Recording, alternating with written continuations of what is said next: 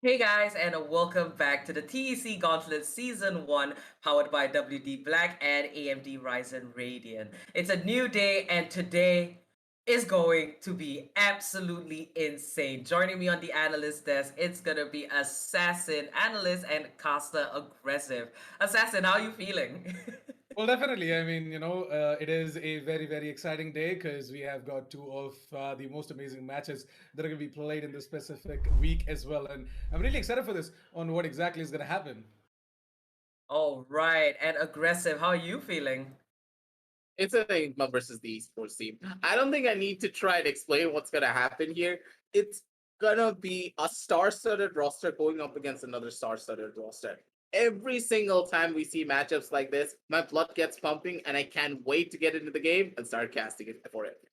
Indeed, and I think the reason why today is it feels like it's packed with so much energy is because a lot of the players that will be participating are large personalities outside of the competitive scene. So, when you're looking at Enigma Gaming going up against the esports team, that's going to begin in about 20 minutes. So you guys would want to stay for that. And then you have ROG Academy going up against Samurai Esports. That will happen much later at 7:30 p.m. That will be the second half. So it's just very action-packed. It's unpredictable as well because it could go either way for all these teams, and all of the matches played will be a best of 3. So before we do go into the group standings, have a look at all the groups and what their rankings are, let's have a quick look at the MVP standings, because that is where I think, a lot of some of the players that will be playing today, we can see that they're right up there, and there it is. So it's going to be godlike this time, actually, and it's going to be Force One, Team Fangs, and True Rippers. So, last week we did have, I do believe, Hika from Enigma Gaming that was up there, but now not so much. And why do you think that is, Assassin? We did see some members, from Samurai, all that, they were all in on MVP standings, but why not this time around? Is it because they're more, overall everyone shines just as much as each other, or what are your thoughts on that? I mean, see, Enigma Gaming, they had their own share of ups and downs, and to be completely honest, more than that, I guess Hika and everyone else, they're still trying to get their momentum started up as well. Because right now, as you can see, players like Deathmaker, Rafa, Cactus, and Paradox, they've sort of just made their way back towards like the top 4. So if you consider Paradox, he was not even in the top 4 in the MVP standings yesterday. But then yesterday I did mention, right, that after that game against Velocity Gaming, Paradox, he might just be able to make his way back in towards the MVP standings as well. Cactus has been prominent, and he has been consistent on that specific MVP standings, like the guy who is sort of fulfilling the role of the duelist. So if you do see like all of these players, like everyone fulfills the role of the duelist in their respective teams, except for Rafa. Sometimes, apart from the Phoenix, he tends to play something else if the team wants him to. But yeah, like mostly they're all duelists, and they do their job to perfection. And Hika, he's no different, but at the same time, I guess we still have like a couple more matches to witness what Hika can actually do, and whether he can make his way back into the MVP standings or not.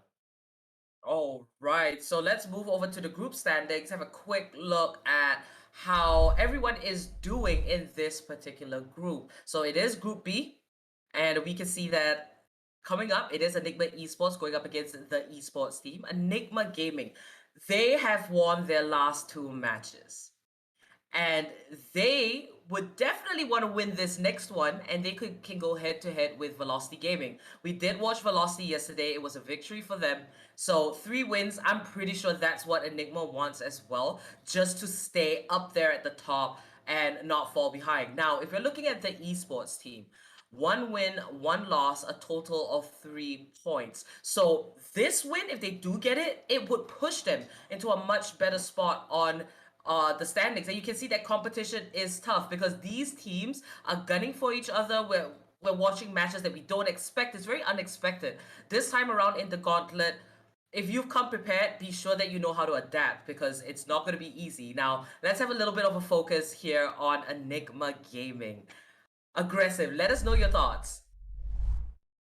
Enigma Gaming, they're a roster that we have known for such a long time as well. Badman Ghost, Vexy, Hika, and of course, Ezzy. It's just like whenever we see this roster, we know for a fact that they're the ones who will bring down a new strategy. They're the ones who will pioneer something brand new, and they're gonna abuse it down to the maximum to get them that win every single time. And now that with all the recent changes coming on through after the patch, a lot of the guns being changed on out, a lot of the pricings being changed as well, and Jet not being as potent as she was previously with the recent changes to her dash, and of course her utility being a lot more expensive.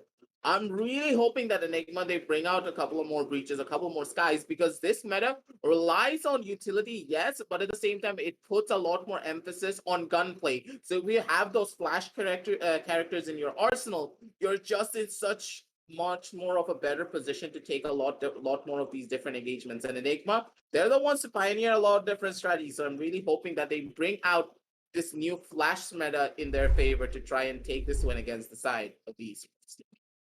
All right. Now, what about you, Assassin? What are your thoughts on Enigma Gaming leading up to this point, their performance in the competition? I mean, they do have 2 wins.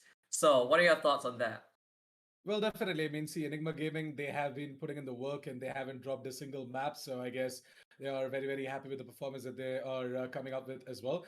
Uh, More than that, I guess Enigma Gaming, their entire composition recently has been looking a lot strong, and the team is very very proficient on maps like Icebox and Ascent. So yeah, Enigma Gaming overall their performance is top notch, and fingers crossed, hoping to see that moving forward in their future games as well. But at the same time, I really want to see the esports team kind of trying to just keep on going with the momentum with the win as well, because the esports team, they haven't been having the best of the times, and I guess Enigma Gaming, they definitely should be feeling pretty much better than esports team for today. All right, let's pull up the player spotlight brought to you by AMD Ryzen Radeon and have a quick look at today's feature for the side of Enigma Gaming.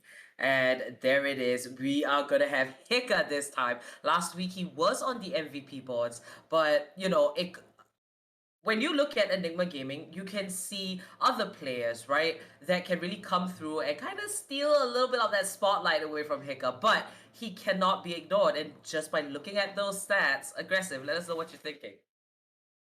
Hika, he's one of those players that I've been really, really impressed by. Every single time we check out Hika, he's always that player to bring something new down to the table. And constantly, he was initially that one and only race player that we thought about. Every single time we seen him getting picked up by a team or being part of any roster, he always played that race. But now he's being a lot more flexible, picking up the Phoenix, sometimes picking up maybe the Reina, and also for of course the Phoenix. It's just that the level of difference that he's bringing down to the table. And when you look at his stats, he's doing really well. Admirable to say the very least. 102 kills, 78 deaths, 23 assists. But at the same time, you would expect a lot more when you consider a player of Hika's caliber. So I'm really hoping that he's able to show up in a match against the side of the esports team, because unless he's able to show up, they're going to have a very rough time against the raw aggression and the raw firepower that the side of the esports team have in their arsenal.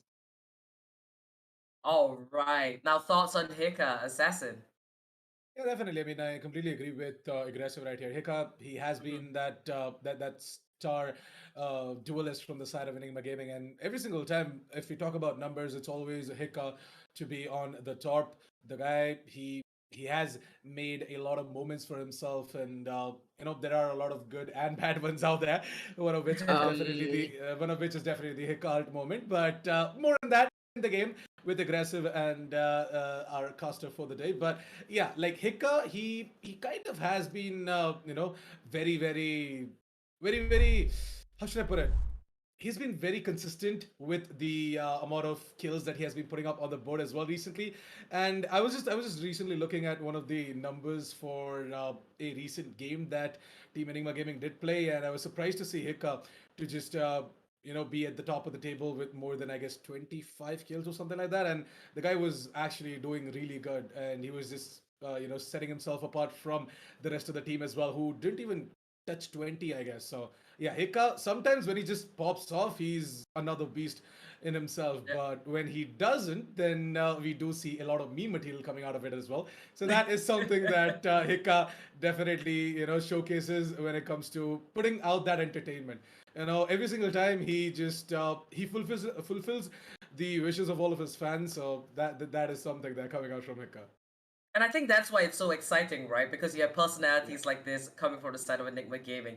Hika's journey has been very long, and right now, Enigma Gaming, they're in really good shape. 2 wins, no losses. I am looking forward to how it's going to play out going up against the esports team. And speaking about them, let's just pull them up on the screen. The esports team, where do we even begin? The moment you look at this lineup, you see Binks, you see Sammy, every player at its Strix Fox, they are amazing in their own way, in their own position, how they play. There's a lot of history behind them as well. They've been in the competitive scene for a very long time. We've watched them grow. Aggressive. Let us know, what are your thoughts on the esports team this time around in the Gauntlet?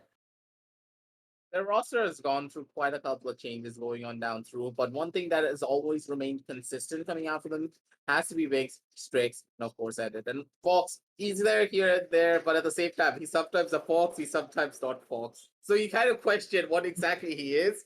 But moving on from that, the main thing that this team always lacked previously was the adaptability and the adaptability of their team compositions every single time they go into different maps. And the fact Mm. that Binks is now picking up a lot more of those different agents to try and fill in that gap, not pick up that raise almost every single time, considering something else that now raise is a lot more difficult to get a lot of value out of because her utility is a lot more expensive. Her ultimate requires 8 instead of 7 that was previous.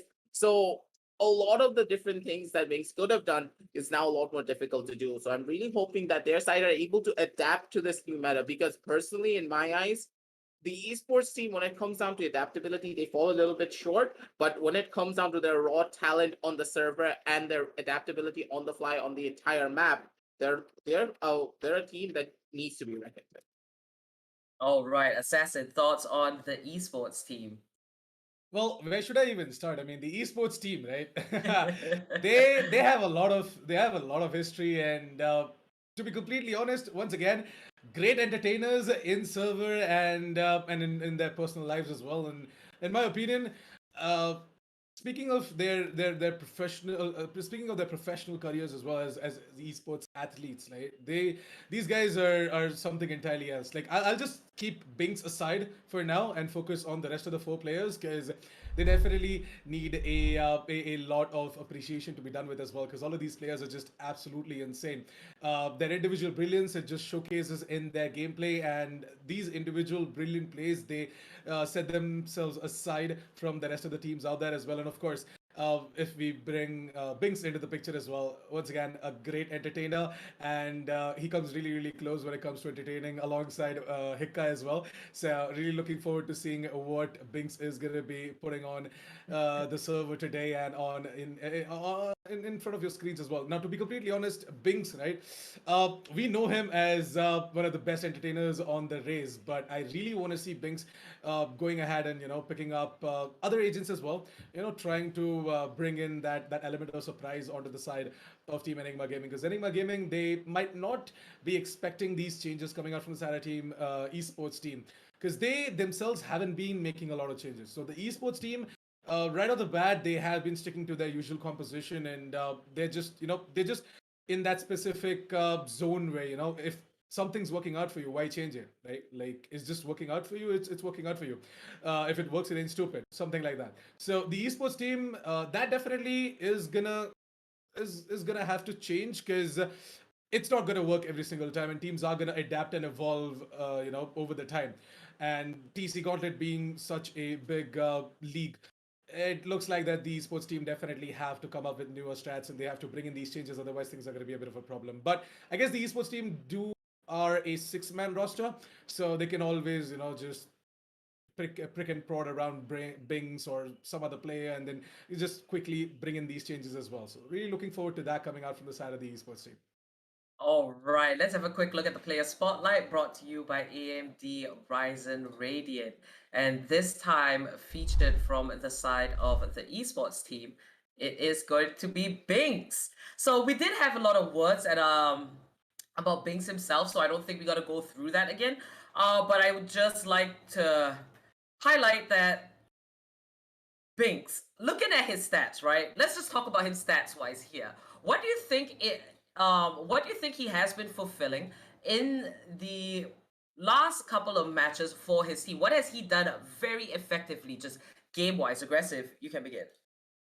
You can already see, Apo, that when it comes down to assists, 45 assists on this one man, considering how he plays, he's like that assist general. Every single time we see him play, yes, he gets a lot of kills, yes, he gets a lot of deaths, but at the same time, he always sets his team up for success. And that's why the esports team is such a dangerous team to go up against. When you have players like Binks able to set up his team for a lot of success with couple of his own plays, doing enough damage to make that level of difference for his team. You can always rely on this player to always do a little bit of damage, to say the very least, before he goes on down, or maybe get those 1 or 2 kills to try and alleviate a little bit of the pressure from his teammates. That's what you'd expect coming out from Binks, and his stats showcases just that. All right, and Assassin, any more add-ons about Binks, things to watch out for? I mean, yeah, of course, you should definitely watch out for his race plays, and I guess as long as he's not playing race, then there is going to be something else that he's going to bring on the table as well. The guy's a great entertainer, and that is exactly what we are expecting him to do as well. Entertain us with his amazing gameplay and give us some really, really good content so that our editors are going to be busy as well. Oh my All god, right. that's us. Okay, so the esports Okay. team versus Enigma Gaming. So from everything that you guys have said, right? The esports team, they aggressive, you did bring up the point that you'll be looking at the aspects where they're able to adapt, they're able to kind of freshen themselves. The meta is always changing, it's always evolving, so you gotta adapt as things change. And as for the side of Enigma Gaming, they're a little bit more creative, but how well can they pull all of that off?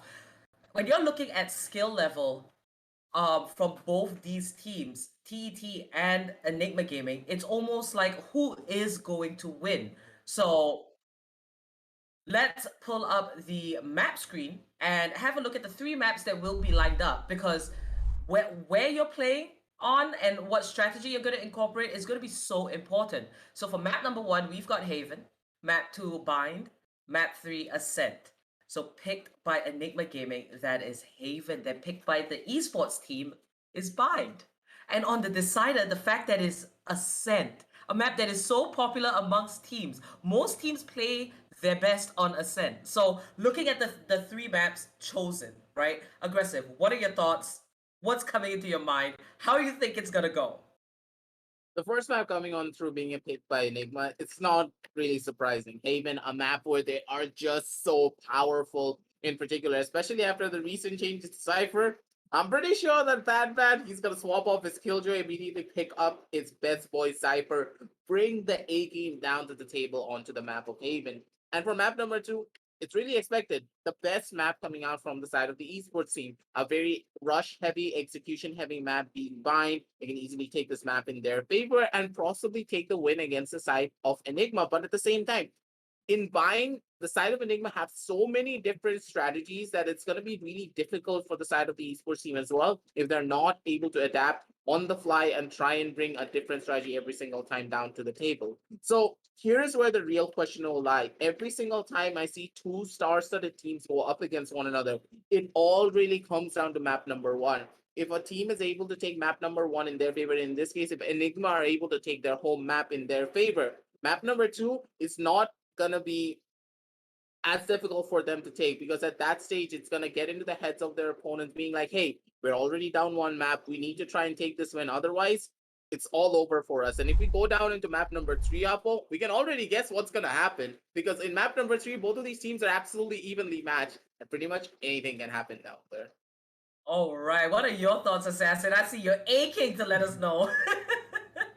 Well, to be completely honest, right, the map veto, it looks really, really interesting because we do see the esports team kind of making a really good decision of going ahead and banning off Icebox right off the bat because they know that it's Enigma Gaming's strongest map as well. So, both of these teams, they're just going ahead and banning out each other's strongest maps, and then they're just trying to level out the battlefield. And I guess with the way Team Enigma Gaming are going to play out on the map of Haven is something that is going to decide the pace and momentum of the specific match. Because see, I'm gonna be very straightforward here. If the esports team go ahead and get the map of Haven, then I guess Enigma Gaming, they're gonna have to sweat a little bit more because the esports team, they are a momentum-based team. At the same time, Haven is a map where both of these teams can just uh, bring it really, really close. Because Haven is sort of a really, really good map for both of them in my opinion, with the initiator plays coming out from Edit 99 and with the aggressive pushes coming out from Kazuri. I mean, I'm not really sure if he's still in the team or not, but yeah, definitely Strix and even Not Fox. We're gonna be seeing some nutty plays coming out from these guys on the map of Haven. Haven is sort of like their home ground, and I really want to see the esports team taking away the map of Haven so that we might just see the third map on the board as well. Otherwise, if Enigma Gaming go ahead and win off map number 1, I guess it should be a 2-0 because it might just be a little bit of a problem for the esports team on the map of Bind. All right. So, we can tell that there's going to be a lot of aggression here, especially for the fact that Haven is present. I'm excited. I bet you guys are excited too. We're going to begin with the match very soon. But first, I'd like to let you guys know to like and subscribe, hit that bell icon so you get notifications whenever we are live. You don't want to miss out the action. If you're a fan of the esports team or Enigma Gaming, or if you're not a fan of both of them, just subscribe. You're not going to regret it. Check out the links in the description. You're not going to be disappointed as well. And remember to look out for the QR code that will pop up on the screen. Scan them and you can get your Red Bull cans. Our casters for today, it will be your boy Aggressive. You see him here, as well as Quaint. So we'll be back with the match between the esports team and Enigma Gaming very shortly after these messages. Stay tuned.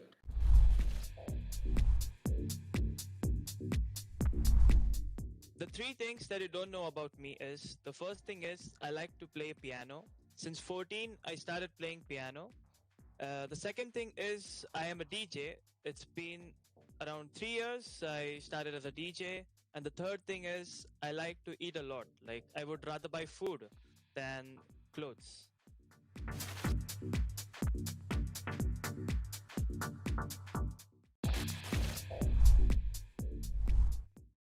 And we are back already. The analyst desk was really quick. We are already going to be going on down into the caster's desk. And we are back, ladies and gentlemen. It's your boy Aggressive, joined by Quaid on the caster's desk. And we are going to be heading on down into the Papito screen to talk more about this intense matchup. Quaid, we talked about this matchup a lot in the analyst desk. Now I want to hear your thoughts on this. It's going to be the esports team going up against the side of Enigma Gaming. How do you feel map number 1 is going to go? Honestly, like you said, I can't deny with the fact that Enigma Gaming is going to be super strong in Haven because that is one of their favorite maps, right? And on top of that, me and Assassin honestly have like an inbuilt love for Haven because of those 3 sites. And the second pick coming in from the side of the esports team being Bind, honestly, if they can manage to pull that off, it is going to be a sight worth seeing because Sentinels really get a time to shine on the map of Bind because of the close corners and the amount of information it can get just by playing a Sentinel. So a Sentinel kind of build is going to be super powerful on the map of Bind. And honestly, we have seen teams like Godlike play triple duelist setups on the map of Haven, I mean. So if we could possibly be seeing a triple duelist setup, but I'm not really sure. However, Jet, as always, like I said before, Jet is always going to be a staple of every team these days. As we can see, Sami is going to be going in for that Jet pick. Not really sure who's going to be coming out with that Jet pick. I'm pretty sure it's going to be Ghost like he always does. Edit is going to be going in for the Sova play to get that information, and God Vixie, just being a god at that information broker kind of play style, is going to be going in for the Sova on the side of Enigma Gaming. You know how good he can be with his recon darts and his shock darts. His lineups are honestly really, really good. So I'm really looking forward to all of those gameplays coming out onto our screens. And Bad Love and Easy, however, are going to be going in for the really strategic Astra play.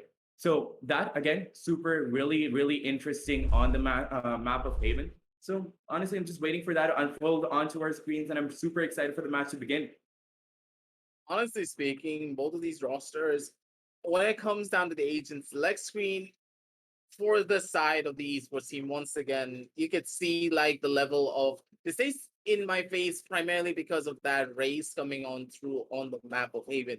I am a strong and firm believer that not having a flash on Haven is basically just putting yourself in such a situation that it's going to be really hard for you to take a lot of different engagements that you could have taken a lot more simpler if you had maybe a Phoenix, or in the best case being the Phoenix, and in the minimum case being that Reyna, because you need that flash to bring in a lot of the simpler engagements in your favor. For example, if you're pushing into the angle of garage, not having that flash just makes things a lot more difficult considering the amount of corners that you need to check, and that flash alleviates some of that pressure, because at this stage a lot more emphasis will fall on the favor of the side of Edit to bring a different level of play entirely, constantly coordinating with his team, constantly telling that him that, hey, let me just wait a little bit, let me go in for a drone, let me go in for a couple of shock darts, let me clear out this corner, let me clear out that corner.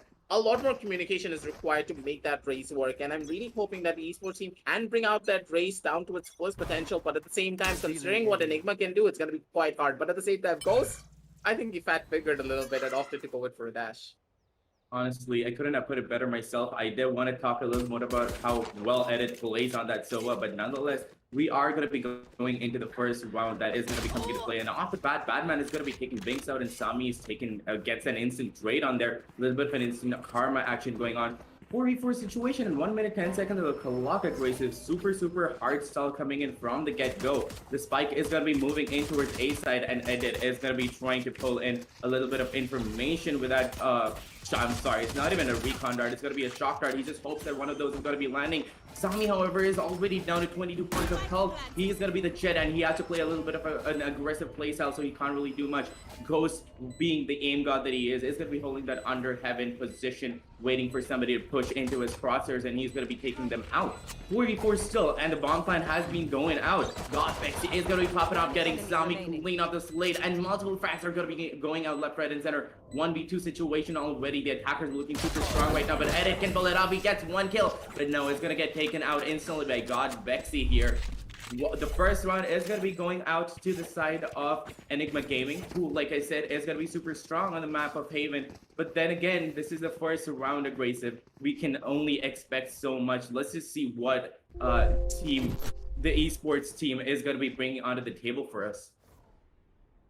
In my eyes, that was very clean from the side of Enigma. The post ones were on point. Everyone set up beautiful crossfires, and the positioning was very clean. But at the same time, the retake was just not present from the side of the esports team. It felt as though they were going in one by one. They should have gone in a lot more faster and together. For example, as soon as those smokes went down through, Sami could have just opted to go in for a couple of his own smoke, jump one down. Yes, he would not have been able to get a kill, but cause enough commotion to make that little bit of a difference happen. But beautiful plays coming down from Hika, understanding that, hey, Sami's holding on down from the left-hand side. Let me just use my hot hands to tag him down to really low levels of HP, and then go in for a little bit of a play. But Batman, he spots out Strix, and he was just ready for it. He's not going to be giving anything away. And with that, that's going to be the first initial pickup coming on down towards the side of the defenders. And with that, so the side of the attacker, sorry, it's going to be Batman just pushing himself down forward. Gets another kill down onto another player. And Ezzy, he's on that alert. He spots out Binks, but opts to go in for a little bit of a inconvenient shot. But still, Batman's going to be the one to clean everything up. Plan's going to be going on through, and already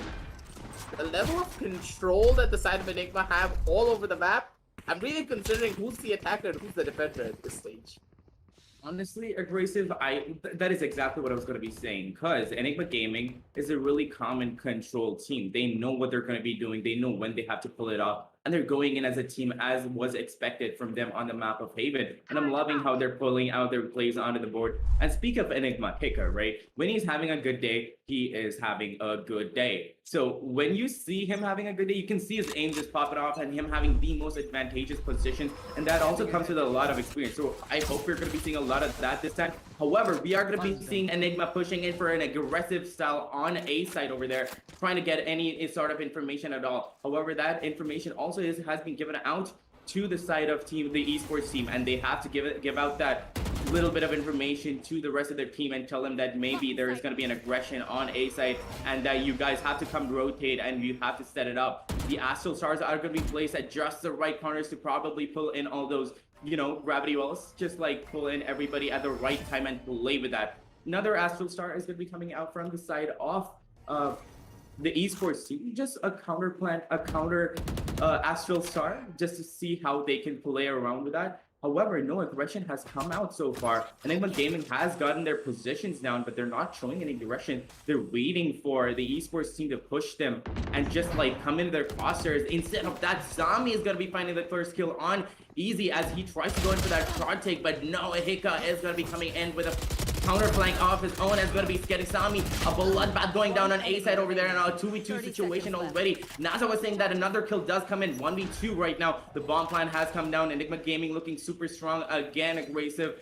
All down to Strix to pull this round off. And I'm not really sure how the after plan scenario is going to be going in, but the positions have come in from the side of Enigma Gaming. What do you think is going to be happening right now, Abrasive? A level of map control coming on down from the side of Enigma just seems so good. As soon as the execution was going on through, Batman was already there to go in for a massive flank of his own down from the side of mid. The timings are on point. Everything is on crucial stages as well. And it's going to be Strix going in for that full defuse. Will he be able to find it? It's a real question. But the peak comes out from the side of Godvex to shut him on down. Strix is like, nah, there is no way I'm going to take this away from our side. If I'm not able to go in for that proper full defuse. Good try coming out from the side of Strix, but at the same time, the level of map control from the side of Enigma is just too good for their end. Yes, they're playing for trades. Yes, they're losing out on a lot of players. Yes, they're not able to snowball their economy, but at the very end of it all, they're playing it so beautifully, always taking situations that give them the best possible advantage. 1 versus 2s, or it has to be a 2 versus 2 at the bare minimum for them to win out on a best possible trade every single time. And with that, they have that 0-3 scoreline in their favor, moving on down forward. And with this, they should be able to snowball it down into a couple of more rounds, because it's going to be another eco coming on down too from the side of the esports team. And they went for a sag down towards that A side, and it's going to be a fast rotation down towards the side of C. And I'm not really sure how this is going to be playing out aggressive, because honestly, we don't see the economy in the hands of the esports team. They don't have the guns that they need to fend off Team Enigma, especially when they're in such good form like this. Because if they are really aggressive right now, they can easily take the win. But however, as I'm saying that, Strix is going to be landing a shot on Ghost, their star fragger. 45 situation, and their star fragger is down. Enigma Gaming has to step up their game, or else they're going to be shut down, and this is going to be the first round for the side of the esports team. However, we are going to be seeing a little bit of a bamboozle play, and as Enigma was just giving out a fake on C side, and they're going to be aggressive on A side right now. Hika pulls out his ultimate, he pulls out his run to run it back to get any sort of information he can, and he's going to be going into a post-plan scenario over there on short side, but Easy holding a really cheeky angle down there on the backstab. It was waiting for that flank and manages to capitalize on that, managed to get that kill. Good after plan positioning coming from Enigma, and the bomb plan has gone down. Not a lot that the esports team can do in this scenario, because they don't know where everybody's positioned. However, they have to push right now. Banks is going to be pushing that long area, and he knows that there's going to be somebody there, and that Satchel does come into play, and he's going to be getting that kill, but a bloodbath is going to be coming in from the side of Enigma Gaming as they get 3 kills consecutively. Is Banks going to be able to do it? But as I'm saying that, he is going to be taken up by God Vexy, who gets the 3rd kill onto his side. Vexy is looking super in form today, aggressive. 0 deaths on him so far and 6 kills. 4th round onto the board for Enigma Gaming, looking super strong on the map of Haven right now. And like I said before, they're really, really good on the map of Haven. And if that is going to be something to go by, I feel like this is going to be a win for Enigma Gaming. you can already see why the side of Enigma are just so potent on this map in particular. the way that they're able to take a lot of their engagements, they're playing for the triple peaks, they're playing for the double peaks, they are not taking a single 1 versus 1 engagement, and that's what's really giving them that advantage. And for the side of the esports team, I would have expected them to play a little bit more based upon trading.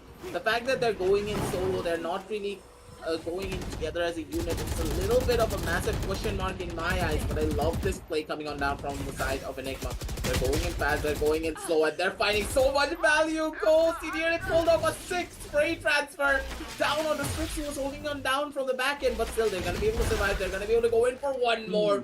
Ghost does find a good headshot down on the bad luck, but it is going to be the one to shut him on down with his own Hunter Spear. And with that, let's get a 1-for-2 trade at the bare minimum. They're able to stabilize just a tiny little bit, but not too much, because now the Astral Stars are going to be going on down, but Batman actually gets another kill down on the string. Batman gets a kill down on the Sami. What is Batman doing? The shots are clean, the shots are crispy, and Entity's like, nope, I'm going to put my tail between my legs, and I'm going to make a run for it at this stage.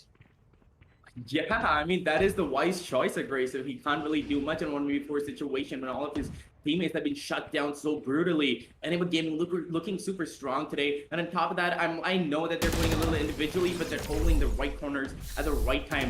Like you can see on your screen so far. Look, it is going to be taken out by Easy, but it's not because they're being aggressive. It's because they're being aggressive and communicating the information super well aggressive. They are honestly taking a site with just the right amount of information. They're looking at the right corners. They're not double peeking. They're not setting up crossfires. They're relying on their individual aim gameplay, their abilities. The Astral Stars, all the smokes are coming in at the right time to block out any vision from the side of the esports team, and they have no idea where Enigma Gaming is positioned, which is honestly going to be super detrimental for the esports team. But we can only wait and watch, as they're going to be a little at a disadvantage right now because they don't really have the economy. Again, Strix is going to be on that Marshall, a Sheriff on Bad Love, and as I'm saying, Easy is going to be popping off and just tapping Strix and Sami right out of the server. Bad Love does manage to get that kill down. He's going to be super aggressive right now. He knows his aim is popping off. He has to get a few more kills. They are going to be falling back, but is he going to be able to get a kill? He does manage to get a kill on God. Actually, a good economic round coming out from the side of the esports team, but are they going to be able to manage anymore? Because the bomb plant hasn't gone down. Aggressive. Do you think that the bomb plant is going to be going? I mean, do you think that Binks is going to be able to stop that bomb plant? Do you think that he's going to be able to retake it in a 1v3 situation with 69 points on him? Magic number of 69 in his favor, and I'm very sure that if he has that level of HP at the very end of this clutch, he is going to be in the best spot to try and take this away for his team. But at the same time, you do need to remember something. Surely so let that push happen. But at the same time, this is Enigma that we're talking about. Look at the crossfire setups. Every single thing is stacked up against the side of Binks. Maybe if he spots out the gun barrel, maybe he can get this kill down on the Ghost, but Ghost is just too quick. The reaction time on point. 5 HP. That's all that he needs to bring this clutch in their favor. 0-6 on the scorecards already, ladies and gentlemen, for the side of Enigma Gaming. And with this, I'm very sure that now they're going to be able to snowball this into multiple other rounds as well. But at the same time, Sami, he's going to be able to take that operator up for himself one more time. With this operator, it needs to get a lot of value right here and right now. Otherwise, they don't really have any way of trying to circumvent all of this pressure coming on down from the side of it.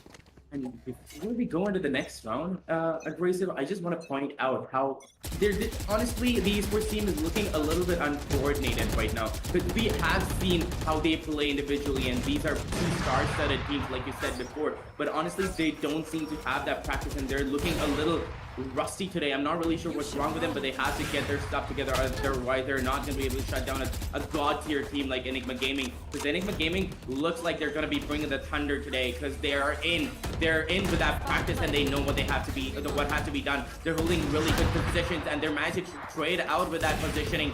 Bad Love is going to be trying to get out easy. I mean, does manage to get out easy, and is going to try to take out Hicka, but Hicka is having a good day as well. He goes in for that flash, does get that information, and falls back because he knows that he can't take that fight on two people. Binks gets sacked super hard, 34 points of HP on him, and not really sure if he's going to be able to manage it, but then a super hard aggression coming in as a unit from the side of the esports team. They might be able to take it down Aggressive, but I'm not really sure. Enigma Gaming is showing good gameplay right now, and Ghost just sprays him down to the wall, gets a kill, gets another with a beautiful tap on Sami. 1v2 situation again with Bad Love left. one remaining Astra, but no, he's not going to be able to do anything because he is just alone on side with 3 hungry players looking for him, searching for blood, and he's going to be going down, putting the 7th round onto the board for the side of Enigma Gaming, who's looking super in sync today. Grace, I'm not really sure what they've had, probably a lot of Red Bulls, not gonna lie, because they're looking super sick today. I'm very sure they scanned the QR code and they got their Sims account of Red Bull, but at the same time, just imagine the post plan coming on down from the side of Enigma Queen. The level of control, every single player died on out, yes, but the Esports team, they couldn't even walk down into the side properly. Ghost was holding on down from the back end of side. We know for a fact he's not gonna miss his shot. Whenever we see him on the map of Haven and on that jet, he's an absolute driving force to try and shut everyone down. And that's exactly what he was doing. He was being a thorn in their sides. They were not able to make that push happen. They were running out of time. They were making a lot of mistakes as well because of them not having enough time to completely systematically break down that entire side. The level of discipline from the side of Enigma is just so beautiful as well. And with that, on the 0-17 scoreline, we would have expected a little bit more coming on down from the side of the Esports team, but it feels as though this control from the side of Enigma are just completely catching them off guard. They're not ready for it. They don't know what to expect. And with this Batman, he just walks on down forward from the angle of Garage. He gets 1 kill. He wants to look for another one, but instead it's going to be Strix being the one to shut him on down and picks himself up that Vandal. And with this first initial Vandal in his hand, it's going to be a 1-for-1 trade. And maybe if he gets his kill down onto Ghost, things could just work out in his favor. But Ghost not only going for that spam just yet, waiting to see if he can get this first initial pick off. He's going to be able to find out one. Beautiful headshot down into the first initial there. Beautiful headshot into the second. Ghost is probably going to be good for a start as well. He's going to first. He's going to left. He's going to right. Hornets comes through. Shot start as well. And then he has nowhere to run. He has nowhere to hide. Ghost. He's gonna haunt you in your nightmares. That's for your 0-8 on the scorecards, ladies and gentlemen, for the side of Team Enigma. And with that, things are looking quite dark for the side of TET if they're not able to get at the bare minimum of 4 rounds, Swain, because their composition relies purely on the side of defense. Honestly, and I don't know what Ghost is on today because he's popping off. Look at those beautiful kills coming in, and he pulls out. He has the guts to pull out a Deagle. He has the guts to pull out a Sheriff and go in for that kill on the last remaining player. I'm not really sure what Ghost is doing, but whatever he's doing, if he doesn't stop, the Esports team, honestly, it's not looking really good for them because everybody's aim on the side of Enigma Gaming and their coordination is looking super on point today. And like you said before, their post-plan positioning is so good. Their executes are so good. Their takes, their pulls, everything are so good, and their positioning is on point because they know where the Esports team is going to be popping up from, and they know where they're going to be coming. So they're holding really good angles, and honestly, it's working out to their advantage. However, we are going to be seeing a little bit of a sneaky play coming in from the side of Enigma Gaming, as they have given out a lot of sound on the side of A side to just confuse them and make them rotate all the way. And that rotate is going to be coming in, and Badman with a good flank does take out Binks. That is going to be the crucial kill that they needed to get that control on the C side, because they know now that there are not going to be a lot of people on the side of B. Easy over here to pulling out the smokes, and he is going to be helping his teammate to block out any vision from the side of the Esports team. Now an aggression is going to be coming out from the side of Enigma Gaming. Ghost is going to go in for that kill, but Strix has a good position. He does manage to get it and land the shot on Ghost, but Hika's going to be trading it out instantly. The amount of teamwork coming in from the side of Enigma Gaming is just it's just obliterating the Esports team right now. 3v4 situation, and the bomb plant has gone down. Enigma Gaming again looking super strong. Godvex is going to be holding that flank position, waiting for that flank to coming from Sami, but Sami is not going to be able to capitalize on that flank. Does get taken out by Godvex. He all down to Bad Love alone on the side and not being supported a lot by Sova. Sova has to come in and get the kills. Bad Love does manage to get out easy, but now it is all down to him and that Sova over there to get the kills. And it knows where the last player, one of the players is, but no, he's not going to be able to take it down because he did not have the health. Neither did he have the flick that he needed, and is going to be killed instantly. 0-9 aggressive. Enigma Gaming is just destroying the Esports team right now. And honestly, considering how star-studded both of these teams are, I was hoping for a little bit of a neck-and-neck gameplay, a little bit on, you know, the edge of the seat sort of action that we all wanted, that the audience wanted, that I wanted, you wanted, but we're not going to be seeing that because Enigma Gaming is looking so in form today. They're not having it. They're just shutting them down super easy. This is primarily the main thing that I was talking about in the analyst test as well. If the side of Enigma are not, if the side, not Enigma, sorry, if the side of the Esports team are not able to adapt and try out different composition, things are not going to be working out in their favor. And the problem is, once again, they don't really have that flash in their arsenal to bring them that level of like ease when it comes down to a lot of retakes, when it comes down to a lot of their engagement, because with that flash you can be a lot more aggressive when you're down, when you are on your own defensive side, sorry. Then not having that, it's just hurting them quite frequently. Ghost is just having a field day, tapping heads left, right, and center. Yes, you need something to circumvent that level of aim. You cannot just dry peek him and just take that engagement in your favor. Ghost, he's just not gonna let that happen no matter what. And with that, it feels as though things are just getting darker and darker for the side of the esports team. We'd have expected a lot more, and with the Sequel round now going on through, and Batman just getting an easy double kill down onto his sidelines, probably getting another one down on the edit as well. He's not missing his shots, and the entirety of Enigma, they're bringing their A game down to them. Honestly, and the esports team is looking a teeny tiny bit rusty. I know that I don't want to say that, but honestly, I have to call it out. They're looking a little rusty today, including their aim. I'm not really sure what happened, but I feel like they haven't warmed up today. But I hope that they gave their A game on point too, because Enigma Gaming is going to be shutting them down if they're not going to be able to do that. Because we are seeing Enigma on their default setup with God Vexy being the information broker, getting the information from all sides, left, right, and center. Easy supporting his teammates with the proper smokes. Hika holding that entry frag. Ghost just popping off today with his aim. And can we talk about a Batman being a sentinel and having 17 kills and 3 deaths? And Edit over there is going to be lagging out, I'm guessing, for a second, but he comes back. I hope we're not going to be having another pokey situation today, Aggressive. That happens.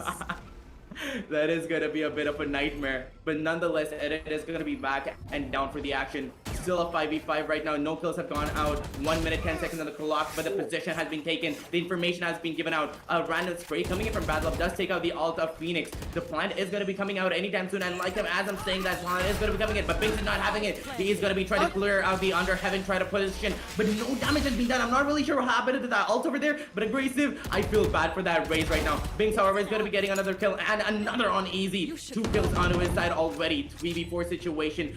For the first time, it is not looking that good for Enigma Gaming because they have their afterplan positioning down, but they don't have the team advantage. They don't have the player advantage, and it is all down to the remaining 3 players who are still star fraggers to bring out the frags for their own side. Hika, as I'm saying, is going to be getting that trick, gonna be getting that kill on trick, but it's going to be instantly getting traded out at the same time. A bloodbath is going to be coming in right now, all down to Batman to pull it off, but is he going to be able to do it? No, he goes in for that second kill, but the third kill is going to be coming in from Sami, the aim god. However, there was no time, Aggressive.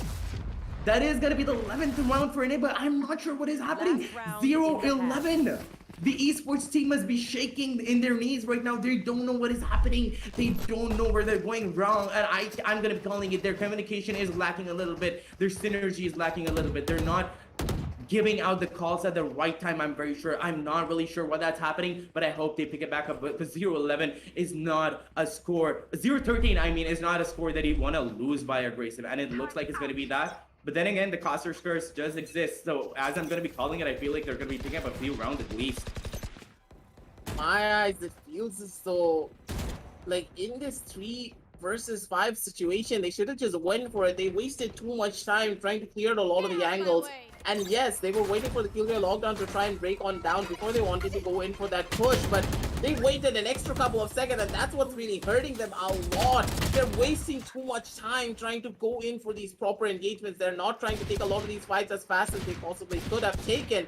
That's what's really hurting them now. And with this, Banks is going to be able to stabilize themselves just a tiny little bit before he does get taken on down by Batman. So in the long run, no harm, no foul. Things are just going to be slowing on down once again. Bad Luck picks himself up a Phantom off the ground, and with that, Sami's going to be able to be good for 1, but Ghost, he's just too good. Chimes in with 2 kills for himself as well. This Jet is going to be able to enter down towards the seaside, slowly but surely making his way up. And Sami, he just makes a jump up and Ghost. He has the timing in his favor. It's going to be good for another one, and with that, it's up to Edit again. 1 versus 3 situation on the map. Really trying to make this push happen. It's going to be good for 1. Taking out Ghost with a couple of beautiful headshots coming on down from him. The Spectre still in his hand, going in for this 1 versus 2 situation. Spots out God Becky. He's gonna be good for 1, but he tries to jump up towards the side of a log. And he's not gonna be able to take out Becky. Higa comes in from the sidelines to go in for that trade up. And with that, it feels as though Enigma, they're on the driver's seat and they have not lost a single round. And when it comes down to the terms of eco, yeah, as we go in for the round swap, 0-12 on the scorecards already, ladies and gentlemen. Things are looking dark for the side of team. Honestly, aggressive, when I'm talking about clean sweep, I'm normally talking about sweep 2-0 matches, but this is a clean sweep on this match. I'm not really sure what is going to be happening on this round. But then again, I've seen teams picking stuff back up on the other side. Honestly, Enigma could be, they are really strong with the defense, and we know that. But honestly, at the same time, the Esports team could be picking their slack back up on the side of the attack. But not really sure because Enigma's looking super strong today. And they're so fluidic with their motion, with their key motion. They're good with their rotates, they're good with their crossfires. They know where they have to move at the right time. And honestly, it is paying off. As we can see, the esports team is going to be going in for an aggressive take on Seaside with a little bit of garage control coming in. And like I've said before, the garage is a really important side of control because once you have that, BNC are almost as good as yours. And they do have that garage control, but it has been left right now, and that flank might just come in. However, can you see Strix holding that mid position right now? I don't know if that's going to be working out in this favor, but no, Hika and Easy are going to be picking up the kills. Battle of Power just managed to get one. It is all down to Strix right now. Bad positioning, honestly, and that is going to be the final round for Enigma Gaming. Aggressive, I'm not really sure what happened there, but that was a clean and beautiful sweep coming from Enigma Gaming because they were so on form today. They were so on point and their teamwork was so good that the esports team didn't have a chance to react. They were suffocated. They didn't have a chance to read. They didn't understand what was going wrong. They didn't understand where Enigma was positioned and where they were coming from. They were just hit like they were blindsided by Enigma Gaming in this matchup. Felt as though like a literal truck hit them straight in the face, and they were not ready for any of it. Like you can see it in a lot of the engagements as well. It felt as though when it came down to the very end of that this round as well, the engagement was just not there. The crossfires were not set up, and for the side of the esports team, it felt as though they were just not ready for any of the situations that they were being put into. And that kind of really did hurt them. So let's try and break this down a little bit more as we go into the match highlights to try and showcase what we are really talking about and what we can expect coming out from the side of the esports team down in map number 2. Because in my eyes, the primary flaw coming on down from them really did happen when it came down to round number 3. And it was just a spiral effect downwards from that. Every single time they were taking a lot of their engagements, they were taking it way too slow, allowing the side of Enigma to dictate the pace of every single engagement. And honestly speaking, I always say this about Enigma. Every single time we cast their games, I always say, whenever you're going up against them, you cannot, and I repeat, cannot let them dictate the pace of a lot of the fights. Because if you allow them to do that, they're going to be the ones taking you by storm. They're going to be the ones taking you off guard. And if you're not taking the initiative, if you're not taking the fight straight towards the side of Enigma, you're going to lose on out. And that's exactly what Enigma showcased. When you allow them to control the map, when you allow them to control the pace of every single fight, they're going to be the ones taking the fight in their favor. They're going to be the ones with the man advantage. And they're going to be the ones clutching out every single round, even when they're down to a 2 versus 4 situation. Honestly, I couldn't have put it better myself, Aggressive, because Enigma Gaming, when you let them off the leash, you let them off the leash. They're a beast and a force to be reckoned with. Because honestly, like you said, the map control is on their side. They know where they have to be positioned to take exact control, and they know how to use their abilities also well. And the amount of time they spend together as a team, honestly, is going to be shining through here because their communication is so on point. They're giving out just the right information at the right time. And at the same time, yes, you are right. The esports team is taking it a bit too slow, but at the same time, sometimes a slow gameplay does pay off. What I am seeing over here is just a little bit of a lack of communication and a little too much aggression without any backup coming in. At the same time, they're holding the same corners, they're holding the same angles, which is something that you shouldn't be doing because you have to clear all angles, Aggressive, but that was not something that the esports team was doing, and they paid heavily for it. They paid with a 13-0 loss. And honestly, congratulations to Enigma Gaming for the first win, but at the same time, the esports team, I was expecting so much. I hope you're going to be picking it back up on the map of mine because that is your pick on the map of Split. I'm sorry. I hope that is something that you're going to be pulling up because that is going to be your selection, right? So I hope that the esports team is going to be picking it up on the second map, and I hope we're going to be seeing another super neck and neck fight coming in right now. Then we can go into the third map and keep the action going because I don't want this to stop Aggressive because these are star-studded teams, like you said, amazingly fun to watch. Completely agree with you. It's a do or die for the side of the esports team. And at this stage, like, it's very demoralizing to lose out on a 0-13 scoreline. Maybe if you got that 1 or 2 rounds, it kind of alleviates some of that pressure and embarrassment. But at this stage, you need to try and use different types of compositions. You cannot always rely on comfort, especially when you're going up against one of the top teams of our region. And here is what it's really causing a lot of the problems to go on down forward. Because we know for a fact that Enigma, they're going to bring out something very different on the map of Bind. Because with all the recent changes down to every single initiator, having that raise on Bind, it's not really as important considering how there's a lot more other things that you can have. But we can talk more about that as we go down into that match. So we're going to be setting everything up for map number 2. And make sure you don't miss it, because that is where the side of the esports team need to make their stand. Otherwise, it's go big or go home for them. And we'll be back with you real shortly with the TEC Gauntlet Season 1 powered by WP Black and AMD Ryzen as we set everything up. See you in a little bit.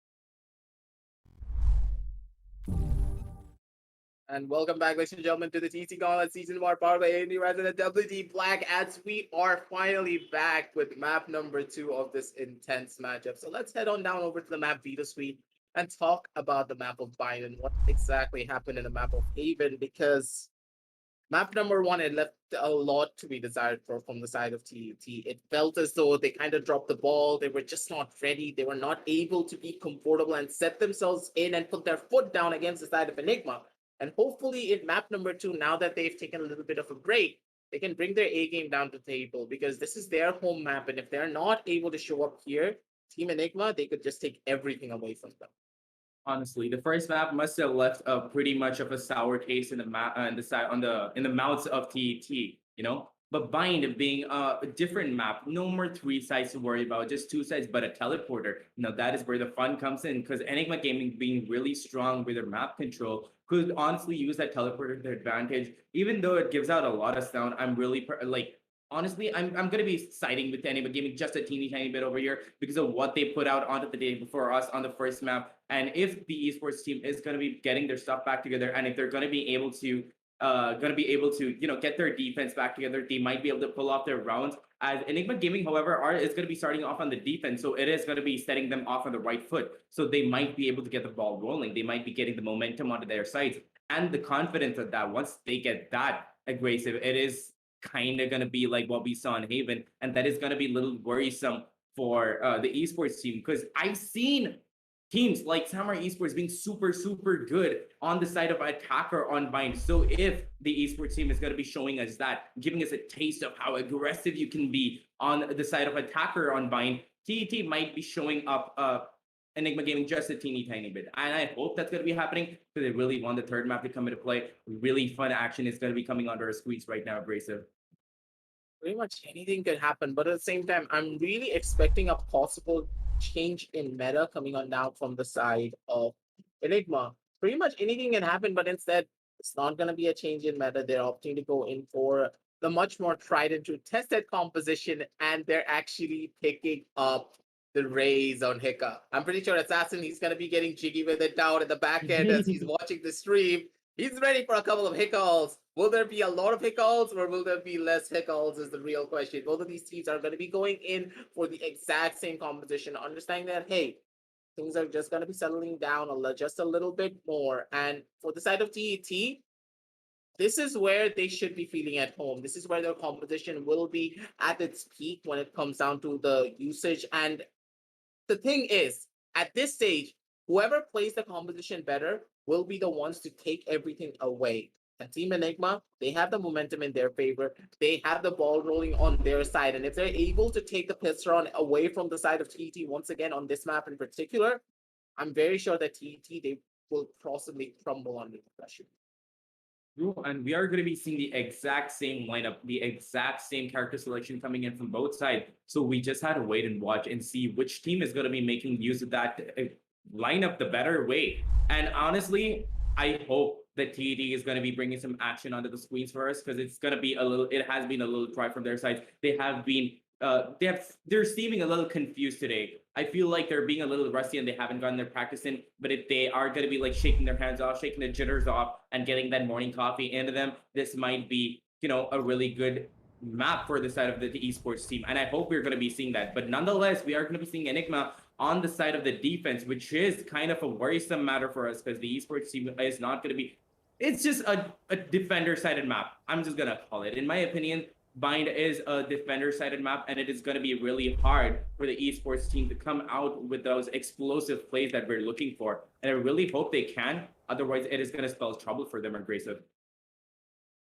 They're gonna be difficult, but at the same time, if anyone can do it, it has to be the side of the esports team. Hopefully, they're able to brush off the defeat after map number 1 and try and bring their A game down into map number 2. As we do see a little bit of a change coming on down from there, and the push is about to start down towards that A side with all the members of the side of TET slowly but surely making their way down forward. And Batman, he needs to be careful, opts to go in for a jiggle, and he's like, nope. I'm not gonna peek that anymore. I have a classic in my hand. I got a little bit of information. They're actually gonna be coming on down towards that A side. He's like, I'm just gone. I wanna sit here, I wanna wait, and I wanna see what I can find on my side. Yeah, and that one bullet was enough for Batman to back off, and he gave out the information to his teammate that there is going to be at least one bullet that has been fired on A side, so you might want to rotate, because they might want to go in for that kill. Sami, however, expects that positioning from Batman and takes him right off, but gets instantly traded by Easy. I'm loving the crossfires coming in from the side of Enigma Gaming right now, because this is exactly what they were showing us on the side of Haven. Hika over here is probably going to be finding another kill, but now Strix is going to be right-clicking him off of the map. 2v3 situation already, and Enigma is looking a little weak and a little shaky in their knees right now, because the esports team have brought the thunder. They've brought their communication and the coordination on point right now. They're holding the right corners. They're holding the right angles, and they seem to be at home on this map. However, Bad Love is going to be taking that kill on Coach, bringing it down to a 1v3 situation. And the last kill is going to be coming in from the side of the side of Edit. Another really good round coming in from the side of the esports team, because it was so well coordinated. They held the right corners, the right angles. They expected Enigma Gaming at the right angles. Honestly, I feel like this is the map that the esports team feels the most at home at, because they just know where to look. They just know where to place their crosshair. They know when to click. So this is looking like a really spicy match that is going to be playing out for us. So beautifully done as well. Every single one of the players coming on down from the side of TET. They were ready for a lot of these engagements. They were able to set up their close lines properly. They were able to set up their crossfires as well, as they were going in for a lot of these different engagements. And this is going to put the side of Enigma on their toes, being like, hey, we cannot take this lightly. We need to be playing this a lot more slow. We cannot take as many risks, because if we're taking this many risks, we're going to be the ones in for a world of hurt if we are not careful. And with this, they're just going to be going on down a little bit slower. But a beautiful drone coming on down from the side of Edit. He's going to be able to spot down one more player, and goes. He's not going to be able to get any form of value. He shines on in with his own kill down with a beautiful grenade from his side. And with that, the entirety of the A side is in their control. Strix does get one more kill down on the SE, and I'm pretty sure that things are already over. A couple of more members are going to be going on down on a flank from the side of Enigma, but at the same time, they're not really going to be getting a lot of value. And I think that Bad Luck is disconnected, or he's probably AFK. He's probably AFK because he believes in his team. He knows what his team can do. So he's probably like left it all to his team, because there were only 2 players on the map. Or maybe not. We are going to be seeing a pause timer coming in. It might be a little bit of a network issue from the side of Bad Luck. Not really sure what went wrong there, but nonetheless, the esports team is looking super strong right now. Abrasive. They know what has to be done, and they're shining right now on this map. This is their home map, if I'm not wrong, because they are just holding the right corners, and they're executing it so beautifully. They're coming in with the right utilities, with the right abilities. They're holding the right angles, they're checking the right corners, and they're doing it as a unit. They're doing it as a team. They're bringing the cavalry in onto A side, no less. They're doing it so far, because it is a charm that hasn't been broken so far, but we shall see if they're going to be switching it up right now, because I'm not really sure what they're planning right now. The esports team, with their A takes, are they're doing it so beautifully, and those astral smokes, the nebulas, they're coming in at the right places to block out all of the vision. And beautiful play coming from Hika with that grenade kill, with that pain shield kill that we saw over there. They're just shining right now on this map. I completely agree with you. Banks is just doing so well now this time around. Being in the home ground of Rays, of course, Bind is the place where she's the most strongest. She'll get a lot of value out of a lot of her utility as well. And I expected maybe a couple of more different changes to come on down from the side of Enigma. Maybe pull off a completely different strategy, maybe bring their A game down to the table, but that really did not happen. They taking it slow, they're taking it simple, and they're trying to take the game straight towards the side of TET. But at the same time, you do need to consider something that now those were the first pistol round and of course the eco round, and now it's going to be the Byron coming on too from the side of ENIGMA. So here's where the real test is about to start, because will the side of TET be able to keep the performance that they were showing down in their first pistol round, or will they try something a little bit more different, or will they falter under the pressure of the guns that the side of Team ENIGMA now have in their arsenal? And at the same time point, I really want to ask you a question. Why does it feel as though all of the problems happen to the Astra players? Yesterday it was Pokies, then now it's gonna be Bad Love. I don't know what's happening. Astra is just gonna come in with that bit of bad luck, isn't it? Like we know how good they can be on a strategy gameplay. So Valorant is gonna be like, just here, have some network issues because you're a bit too overpowered. Let's just spice things up just a little bit. That is exactly what we see every day. I don't even know why Pokey yesterday, like bad luck today. I'm not really sure what's happening. But nonetheless, you're not wrong. This is gonna be a full buy round coming in from the side of ENIGMA Gaming, and that is exactly the push they need to get the rounds onto their side. Because, as good as the esports team are with their coordination and their takes right now, those were economic rounds, equal rounds coming in from the side of ENIGMA Gaming. So I'm not really sure what the esports team is going to be bringing onto the table against a full buy on the side of ENIGMA Gaming. Because they have to take it a little slower. They have to take it a little more thought out, because everybody's on a Spectre buy over here. Meanwhile, ENIGMA Gaming is on a full Vandal buy, except Godvexy, who's feeling his Phantom right now. He's just holding it in his hand, and he's like, you know what, I'm going to be popping off this gun right here. But yeah, they should probably be switching it up. They should be probably going in for a B take, just to keep things confused, just to keep ENIGMA on their toes and keep them a little bit confused, because they're taking A so many times. ENIGMA is going to be expecting that, and they might put a little more of their resources onto A side. And if they do that with those guns in their hand and with the proper ability usage, the esports team is going to be shut down this round, and that might be just might be the first round that ENIGMA Gaming is going to get onto the scoreboard for themselves. And if that comes in, it is going to be a snowball down the hill. It's going to be an avalanche, because ENIGMA Gaming, once they get that confidence, we know what their team players can do. That is for sure. But at the same time, I think that there are a couple more technical difficulties from the side of the players. But don't go anywhere, ladies and gentlemen. We'll try to fix everything up, and we'll be back with you real shortly with the TEC Gauntlet Season 1 powered by WB Black and Blue Ryzen. See you in just a little bit.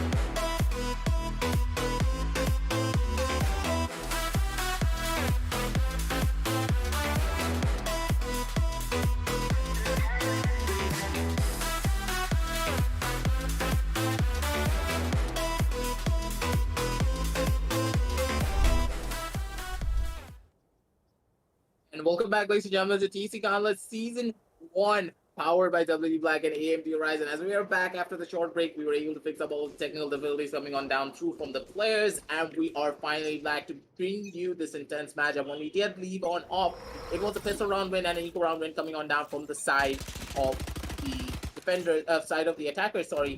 TET, they're going to be the ones at the lead as we go into the first buy round for the side of ENIGMA. And with this goal, he's trying to go in and aggressive. He's going to be able to find out one. Batman with the spread. He's going to be able to take out two. And with that, already, things are looking up for the side of ENIGMA. They've lost out on the pistol round. They lost out on the anti-eco, but there is no way they're going to be losing on out here now. And with this, Bad Luck, he wanted to go in for a little bit of a spray, but at the same time, the spike is pretty much in no man's land. And Bad Luck, he's walking down into a coffin dance if he tries to push himself down through this smoke. They need to play it slow. They need to play it smart. Slicks needs to try and get this kill. He's gonna be good for one. Will he be good for two more? Is a real question. And from the back end, it's gonna be Hicka coming on in with a backstab to make sure he keeps his buddies safe and gets the gun advantage in their favor. Losing out on only one player when you consider the bonus of the side of TET, this is like the best way to win out a bonus round. Win out on your first buy round, sorry, against a full-on bonus. When you consider that, hey, TET, they need to invest now, while for the side of ENIGMA, they need to invest absolutely nothing. Honestly, and that setup coming from the side of the esports team, honestly, I told you, I called it. I was like, if they keep going on A side, ENIGMA is going to be predicting it, and on a full buy, it is going to be spelling trouble for the side of the TET, and that is exactly what it spelled out like that as they went for that A take and they got just shut down brutally. They're going to be trying another A take right now, although not learning from their mistakes. They honestly should be switching it up just a little bit, but they're not going to be doing that. They're going to go in for an aggressive take on Showers again, but it's been beautifully smoked off by Astro over there, and they don't have any piece of information that they need, and that is a really small angle to be pushing through aggressive. Binks has managed to push through, but those smokes have also, counter smokes also have come in from the side of TET, but that isn't going to be working out for them because Ghost is going to be lined in the first call on Binks, but it's going to be traded off by Strix instantly. The side control is in their favor. Strix is going to be landing another, but Batman is going to be popping off over there with his Bulldog, tries to get out Sammy. Edit, however, is going to be trading that out instantly. 2v3 situation, not a lot of health left on Edit right now. He has to go in for that plan, and Pickle manages to land that frag grenade. That is going to mean death for Edit, as that is exactly what happens, and Edit gets taken out by that grenade over there. That pain shield was beautifully placed, and he knew exactly where the bomb plan was going to be going in. The bomb plan hasn't gone in yet, and 30 seconds left on the clock. Aggressive Bad Love does manage to find his crosshairs onto the head of Godvex. He managed to take him down by one more player. Hicka is going to be jiggling. He's going to be jiggling left, and he's going to be trying to get that kill. He goes in for the utility user, trying to get the kill, and does manage to get the kill on Bad Love, putting the third kill onto the board for this round. Beautifully executed by ENIGMA Gaming. Also equally good, well done by the esports team, but honestly, they should be switching it up a little bit. They should be going in for a B take, which is something that they're not going to be doing, and that is something that ENIGMA Gaming is going to be seeing clearly through. If you're going to be taking A side every time, and you put guns into the hand of ENIGMA Gaming, it is game over for you, Abrasive, because that stack is going to be there, and there's nothing that you can do on an attacker side when a stack is going to be coming in with the entrances being so close. This is a defender-sided map after all. Dami, he's actually feeling the pressure because of the recent nerfs Jet, now costing 7 points instead of 6. He's not gonna be able to pull out the Bladestone. Needs to rely on one more ult point to go on to try and give him that one extra gun in his favor. But at the same time, this is another scrappy Byron coming on down from the side of the esports team. Will they be able to get a lot of value out of it? Is a real question, and it could be the one to get all of the value in this entire world. And it's gonna be good for one with that 100 speed. Sami chimes on in with his own kill down from the sideline, so he's gonna be able to get one more for himself as well. And the entirety of the side has been taken on over by the side of the esports team. Explosive as all hell. They're gonna be the ones in the driver's seat, and they're gonna be the ones taking a lot of rounds if they're able to find a lot of value out of this one in particular. Batman on that flank, he's gonna be good for one. Takes out Edit, takes it down to a 3 versus 3 situation, takes it down to a 3 versus 2. It's gonna be really difficult for the side of these teams to try and hold on strong. Unless, of course, there's gonna be Strix and Binks being able to get a couple of kills for themselves. And Strix's turret, that's like the 6th man for the side of the esports team, ladies and gentlemen. That's what he does best. And with the turret, good boy, turret. You did your job. You can rest on easy as we head on down over to the next round. really beautifully placed turret over there, and Batman did not see that coming. He went in for the lockdown, but the last thing he expected was a turret because he was super heavily tagged anyway. And it was like, you know what? I'm gonna pull in the lockdown and I'm gonna take one for the team. I'm gonna go in for that collect situation. But when he peeked, like, wait, hold up, turret? What? Didn't expect that. Those 2 bullets that came out from the turret honestly just shut him down. Really nice try coming in from him over there, but just unlucky right now. But at the same time, TET is looking a little bit stronger, and they are on their home map, so they might be able to take this off again. Sammy is going to be taking his laser arms out. Like you said, he was not getting the opportunity to take it out, but he is going to be trying to spray it through the smoke. Honestly, I am surprised that it didn't connect, because he had that aim on point. Easy, however, is going to be holding that corner, trying to get that kill on Sammy. Does manage to get it. 4v5 situation. 1 kill has gone in from the side of the defenders. They do not have the man advantage right now, but everybody from the side of TET is going to be on side of the bomb plant. Is going to be going down, but they haven't cleared out the site that well yet. That lockdown is the only thing that they rely on, but the counter blazer are going to be coming in, but he doesn't manage to land. Strix is going to be taking out Ghost. Easy at the same time, managed to get the trade and takes out Bad Love. 3v2 situation. The retake could be coming in, which is exactly what is going to be happening right now. The after-plant positioning is not that strong from Binks over there, because if he is going to be getting pushed from behind, his teammates are going to be there, but he also might get taken out. However, the economic advantage is what is going to be giving the esports team the advantage to take out the round, and that is going to be the 4th round onto the board for TET, who is looking super strong on the attacker side today. Although it is a little bit of a defense-sided map, if you bring your abilities out at the right time, it could honestly be an attacker-sided map at that, because honestly, A side is really, really good to take with the proper amount of smokes, and they have that Astra to play around with those smokes. That is exactly what TET is doing, and I wish they put out a little bit more of those gameplay styles on the map of Haven, but we are going to be seeing that over here on the map of Bind right now, so it's getting super spicy, super fast, aggressive.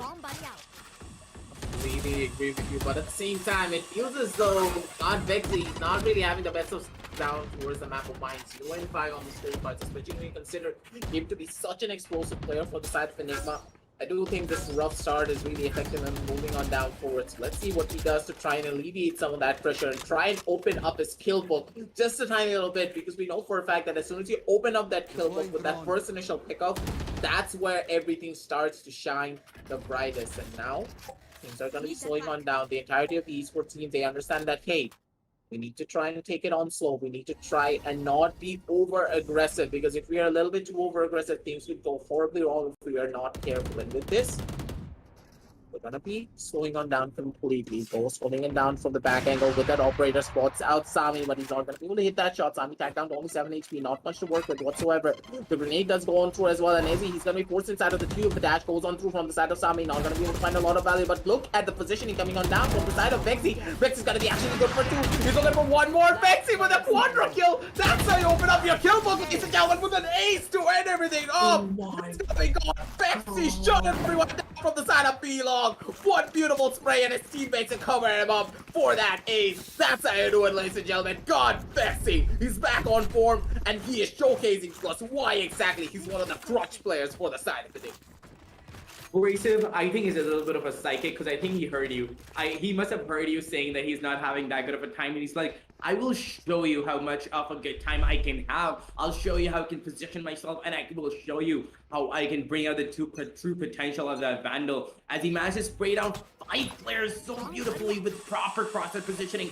Just insane frag gameplay. I love how Godmix is playing right now, super confident. At the same time, Bix is going to be super confident too, and he's going to be going in along with this Boombot into Hookah over there to get that kill on Hiccup. Right now, 4v5 situation, not a player advantage is not going to be on the side of Enigma Gaming, but we've seen what Godvexy can do, and he is going to be on that elbow position, waiting for anybody or if anybody to push out. He does have the information on his hand, because he does have his abilities. He's still a solo at that. He is going to be able to take out a little bit of information, but Banks is going to be pulling out a showstopper. He's going to be trying to hunt down those players. He wants a 3K, he wants a 2K, and he is going to be able to get one at least. No!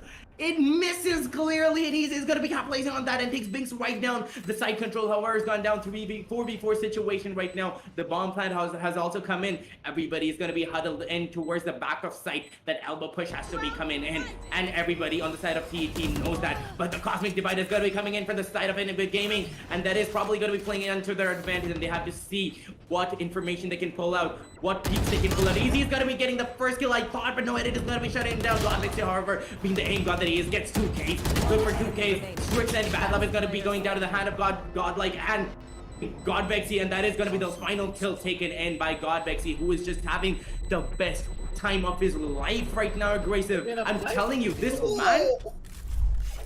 I saw that. Honestly, I knew that he was going to be able to do it, but because like he started that defuse just a bit before that last timer started kicking in. But nonetheless, Godbexy is having such a good time right now, Aggressive. He heard you. He psychically heard you that he was not having that good of a time, and he just pulled out his gun, and he's like, you know what? I'm gonna be a one-man turret. I'm gonna be a one-man army, and I'm gonna bring the heat with me. I'm gonna bring the cavalry with me, and I'm gonna be shutting down TET. And that brings us to a 4-4 scoreboard, a score on the board right now, with them both being neck and neck, and TET is gonna be choking just a little bit. They have to be a little scared. What do you think is gonna be happening right now? Look at Ghost's position. This guy is way too aggressive, and he nearly died out as well. But still, at the bare minimum, he's gonna be able to shut down Big. So now they have no more utility to work with to try and go in for a proper execute down and clear out every single angle. But at the same time, Ghost, he's way too aggressive. He's holding down angles, and he gives like no two damns of what happens to him. As he though is gonna be able to chime in down from the sidelines. He's gonna be able to get that trade nonetheless. Shots are gonna be raining in left. Shots are gonna be raining in right. And he's not going to be able to find that trade-off though, so that's going to be hurting quite a lot. And he's using he's making full use of that Spectre. He's jiggling in left, he's jiggling in right, but Nika comes on down from the side of the heavens to take down 3 for himself. And the rounds are just starting, Quain. And they're already over. It's very hard to keep up with what's happening all over the map, but it feels as though TET, they're just going for a lot of these fast execute down onto multiple different sides, but it's not really working out in their favor. They're not playing for picks, they're not playing for map control. That's what's really hurting them. They're not using their utility down to its fullest potential. For example, I'm expecting Edit to try and drone out a couple of different areas and then throw out Recon Ball to clear out a couple of corners before they go in for an execution. But it feels as though just rushing on in without any forms of info. Get out of my way. And as you're gonna be saying that, Edit is gonna be putting that Aldron in. I really My think God, that I team swear, can hear you right now. I'm scared. I think they can hear you right now. Nonetheless, that Aldron is gonna be coming in, but no information has been given out because I'm loving the positioning over there by anybody. Ghost does see so many players down short. He's like, yo, no, I'm not gonna do that. I'm just gonna dash back, and he's gonna be holding a really safe positioning along with his teammate Sami. However, in this, another with his blaze arm right now. Sami's is going to be popping off right now, but it is going to be a bloodbath. And like you said before, there's so many kills going on so fast that the rounds are being played out so fast that it's just going to come down to a shutdown so quick. And ENIGMA Gaming recovered from that insane positioning by Sami. Oh, so quickly. With that insane shutdown coming from ENIGMA Gaming, they're just showcasing how good they can be as a team. They're highlighting and they're just bringing it out in their spotlight how good they can play as a team, how much information they can pull up. And honestly, you're right. TET is being way too aggressive, but honestly, I don't mind a bit of aggression if you know what you're doing, if you know which angles you have to be holding, and if you're giving out your information to your teammates while you're doing it. You shouldn't be going in just haywire. You don't not look at the angles and just pushing, which is what TET is doing right now. They're getting information, but they're pushing in very haphazardly. And ENIGMA Gaming is honestly capitalizing on that. They're getting in when they're falling back at the right time, holding proper positioning, and that's what is giving them the round aggressive. The shot was so clean coming down from Ghost. Tags down Bad Luck to only 90 HP. Not much to work with. But these shock darts are so good as well. God, Bexy, he's on point. He's tagging all the players down from the side of TET. They don't really have a lot of HP to work with. And now this time around, he's throwing out that owl drone to try and get his first initial pick on Bad Luck. He's going to be good for one probably. The shots are going to be reading on in from the side of Hinka, but he's not going to be able to take down pretty much anyone. God, Bexy wants to go in for a couple of shots for himself as well. But he's like a backbone for the team. He's like, don't worry about it, boys. I know you missed out on your shot, but I'm not going to miss out on mine. He comes on down clutch for his teammates. He's going to be able to survive and edit. He's very low on health, but at the same time, they're going into the back end of the A side where the entirety of control has already been established by Sami. So surely he's making his push happen from the back end. And Batman, he's not really expecting this. Will he be expecting it's a real question, but Sami, he's not going to be missing that shot whatsoever. Switches out to a little bit of a skin for himself as well. So no harm, no foul. And with that, he's like, no one is holding down on that right-hand side corner. I don't need to check it. We just wanted to end that quickly as possible. And with that, it's going to be 6-5 on the scorecard coming on down for the side of TET, ladies and gentlemen. And with this, This is a very admirable effort coming out from them, and it's a far cry from what happened in map number 1, because now they're able to bring in a proper fight, and that's what you expect considering that this is the home map on the side of TEC. True. And like I said before, although I think that this is a defender-sided map, if you know how to use your abilities and come in with a little bit of a shake 'em up sort of play, a little bit of a bamboozle play and go around it with that rotate at the right time, honestly, it could be a really hard attacker-sided map. It honestly depends upon how you play around with your abilities, and he seems to be doing exactly that. However, Hika over there is trying to be holding down Hook over there, but Magic failed it. Pain Shield. This is going to be costing just a little bit, but he knows that, and he's going to be falling back. Already down a lot of HP. He's down to 46 hit points on him. He has to call in his cavalry for backup. He has to call in the rest of Enigma Gaming to help him out by his side. But what I love about Enigma Gaming is that God Bexy over there is just put all the information that he can with his Sova, and he just throws it at his teammates, which they pick up on, and they just work as a team. While I'm saying this, Ghost is going to be picking up a kill on Sami beautifully. One Jet going up against that other Jet. Always that rivalry that can be seen between two opposing Jets is going to be coming into play right now. But Strix, however, is going to be capitalizing on that and gets Ghost just before that Cosmic Divide comes in. That is going to be landing the advantage in their favor. I'm not really sure how Ghost whipped there. I feel bad for him. Maybe he was holding a not that great of an angle. But nonetheless, 4v4 situation aggressive. It is going to be a little slower right now because of the Cosmic Divide coming in, and Enigma Gaming has to get in as much information as it can. However, if Binks and his teammates are going to be pushing at the wrong time, it might cost them their lives. But no, Ezzy's going to be holding the wrong corner and gets taken out by Binks. Badman is going to be picking up the slack, however, takes Binks right out. However, the after-plant positioning coming in from the side of the Esports team is so good right now. They have to get a move going on. The last attacker is going to be going down, but Enigma Gaming might not confuse, but they do! The last second, God Vexy coming in clutch again, along with his teammate Badman, are just playing so beautifully. Showing us their good teamwork, showing us how well they can play.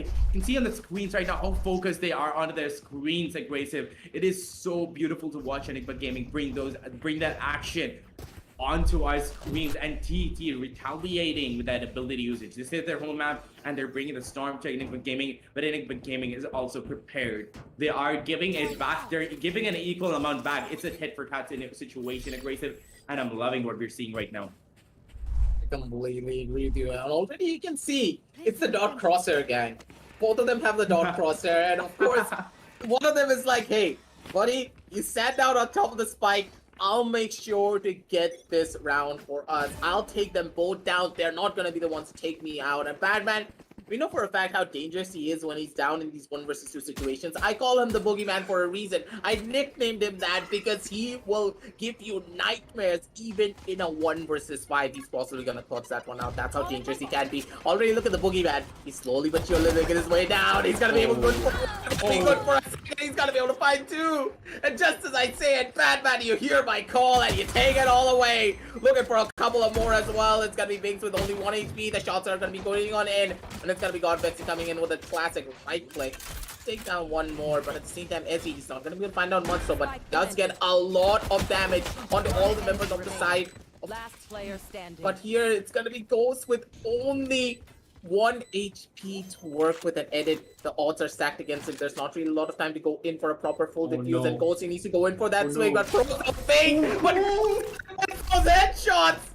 But at the same time, Ghost, he just needed a couple of extra, I don't know, maybe 0.1 second to make that level of difference happen, but at the very end, and then he was just praying, pros don't fake, pros don't fake, pros don't fake, and he does not fake, ladies and gentlemen. 7 and 6 on the scorecard coming on down from the back end of it all. It's gonna be a very close round for the side of team. He held it down with such dedication, aggressive. He did not care that Ghost was the last remaining player on the field. He knows how good Ghost can be, but he just bet his life on it. He could have gone in for the half defuse and waited for Ghost to come, but no, Ghost was just a little too late, and he didn't manage to stick that kill right on time. Sami, however, is going to pull out that Marshall, and is going to be trying to get a few kills down on Showers, but he's not going to be able to do that, so he's going to be dashing out, which is the wise move to do. Enigma Gaming, however, is just feeling out the playing field right now, understanding where everybody is. Binks, however, is going to be already capped at 30 HP. I feel like there was a firefight going on between Badman and Binks over there, something that did not end up very well. Both are going to be tagged just a little bit. I mean, I'm sorry, it was Edit who was taking the firefight, I'm pretty sure. Nonetheless, we're going to be seeing an aggressive play coming in from Enigma Gaming onto the side of B side. They are on the site right now. They have the site control that they need. They have to use their utilities right now, which is going to be coming out anytime soon. Badman, however, doesn't have is going to be holding a really good position in the entirety of ENIGMA Gaming are holding such gold angles right now that they can manage to pull it off. However, the guns are on the side of Strix. Oh my god, he managed to land a beautiful tap on Vexy just after searching for a gun. He looks up and he just taps Vexy out of the map. 5v1 situation already, as I'm saying, but he's going to be hunting him down. He is going to be going in for the kill on Ghost, and Ghost is not going to be able to do anything but that. Ghost is just going to have a Ghost on his hand right now, Grayson, and he can't really do much with such a puny pistol, but he tries his best. But Sami is going to be there, shut him down. That was a really aggressive round and beautifully executed from the side of ENIGMA Gaming, but TET just had the upper hand. Look at the beautiful tap from Strix. He dropped his gun, picked up his pistol, and tapped. Just one tap. That's all he needed. I'm loving what TET is showing us right now. 7-7, a really neck and neck gameplay, and I'm not really sure what it could go either way. I'm not really sure what is going to be happening right now, and I'm so hyped. I'm so ready for what is to come. But as I'm saying it, we are going to be going into a pause time, which is going to give us a little bit of time to discuss what is happening right now, ladies and gentlemen. I am going to be asking Aggressive right now, what do you think, Aggressive? What is happening? What do you think is going to be happening right now? Main thing that I'm really seeing from the side of TET is their adaptability and the fact that they're opting to play for trades instead of opting to go in for much more of these 1-versus-1 situations. That's like really important to say the very least, because when you consider the side of ENIGMA, the only way you're going to be able to beat them is completely just bring out a different playstyle in your favor. Because if you try to play it a little bit too overconfident, if you try to take a lot of those 1-versus-1 fights, it's going to be the side of ENIGMA being able to shut you down. Because not only are they very proficient in their own 1v1s, they're very proficient in other ways as well. They always set up a 2-versus-1 instead of a 1v1, so you can never expect a proper gunfight against them. That's why playing in such a shape or form that, hey, we're going to play it slow, we're going to play it systematically, we're going to play to our strengths, use our aggression against the side of ENIGMA, and catch them off guard every single time. And that's what's really happening. And for the side of ENIGMA, the fact is that they're not really being as aggressive as you would expect them to be, because using the composition that they do have, this is not really a control-based composition. You're going to rely a lot more on your raw firepower and your raw execution. Chaos is where the side of ENIGMA should be thriving when they have this certain composition in their hand. They need to be a lot more faster. They need to be a lot more explosive in the way they enter down on a lot of their sides. They cannot be scared to take a lot of these engagements, because if they are scared, they're going into the awaiting arms of the side of TET, and that's what's not really helping them out in a lot of these rounds in particular. And hopefully they understand this and they can bring their A game to go up against the side of TET, because TET, they mean business. And they're not giving up an inch of space whatsoever. Couldn't have put it better myself, Aggressive. I wanted to put those in words, and you just did it so beautifully for me. And like you were saying, they're just being not as aggressive as they would be. But right now, as he is going to be pushing in from that position on the teleport over there, and he's going to be able to get a kill with this boom bot. Not really sure what happened there, but it is all the way down to a 2v2 as a bloodbath did come in on all sides of the map. It was across the map. Strix is going to be holding a cheeky angle, but Vexy knows that he's going to be pushing that and managed to trade that out and get that kill on Strix, bringing it down to a 1v3 scenario. Edit being the last player, the sole survivor, the lone wolf, hunting down a few heads, might try to get a kill because Ghost is already low, but he does not have the player advantage. He still could go in for the clutch because he does still have his health on him, but he doesn't have the gun that he needs to trade out this round. And as I'm saying that, as he is going to be landing that top shot onto Edit, that is going to be the 8th round onto the board for ENIGMA Gaming right now. And like you were saying, I feel like they're... Dude, honestly, I'm not really sure. They're psychic. ENIGMA Gaming is hearing you. They know that they're not being that aggressive. Once you said that, they did exactly that. They were so aggressive that TET just didn't know what was happening. They're taking it a little slow in the beginning. They thought it out. They were understanding what is going to be happening. And once they understood what exactly was happening, they went in with that rush. They knew where everybody on the side of TET was, and they just managed to take one kill after the other so beautifully. Beautifully done round coming from the side of ENIGMA Gaming, putting the 8th round onto the board for us. And we are going to be seeing the 16th round coming into play. Grayson, take it away. Honestly speaking, I make these calls thinking that, hey, maybe these teams, they need a little bit of a pep talk, but at the same time, I feel as though I'm not psychic, but at the same time, something just pops out of absolutely nowhere, and literally just putting it on the table. And literally all of the side of Enigma and TT, they're just grabbing it out of their hands. And once again, I was just gonna say, to counteract the aggression coming on down from the side of Enigma, play for a couple of off angles, maybe set up a couple of more crossfires on your favor. That's exactly what Strix did. I can't even say these words, and these are happening so quickly as well. Biggs, he's just playing mind games at this point. He's going to left, he's jiggling it right, and he wants one more. Wants to try and find it, but instead it's going to be Godvex being the one to take him on down out. And with this two versus 3 situation going on the map, maybe things are just going to be working out in their favor. It goes down to an almost impossible 2 versus 1 situation on the map. Will you be able to find it? It's a real question. Does not get spotted out by the recon bolt. There's so much utility coming on down from the side of it. It does get tagged on out by the owl drone. And with the push coming on down from the back end, it's gonna be Ghost with an instant reaction. Being able to dodge everything out, but at the very end, it's gonna be there to clean them on up. And with that, ladies and gentlemen, that's gonna be 8-9 on the scorecards coming on through for the side of TET. And with that, once again, they're able to stabilize themselves, and both of these teams, they are constantly going back and forth, Quaint, and I have that feeling that this could possibly go into overtime. Overtime, you are not wrong at all, because I'm expecting the same thing. And that beautiful movement coming from Ghost was something worth considering, because honestly, you don't see that often on a Jet. And once that is done properly, it is a sight to watch. It is a treat for the eyes. And at the same time, there was a really good setup coming in from the side of TET, but a little lacking in the synergy, a little lacking in the execution. I'm not really sure where they're going wrong, because they're coming up with really good plays, they're coming up with really good setups, they're getting information, but they're not acting upon it together as a team. They're being broken up once they're getting a little bit of information. They're becoming hungry for kills, and they're working individually. That is something that is going to be advantageous to the side of ENIGMA Gaming, because they're working as a team. However, and it is going to be landing the first kill on Hiccup, but as I said, the teamwork coming in from the side of ENIGMA Gaming is going to be showing off, and we are going to be seeing beautiful kills coming out left, right, and center. And Strix, however, is going to be getting a third kill and another on Batman, as he was positioned also beautifully.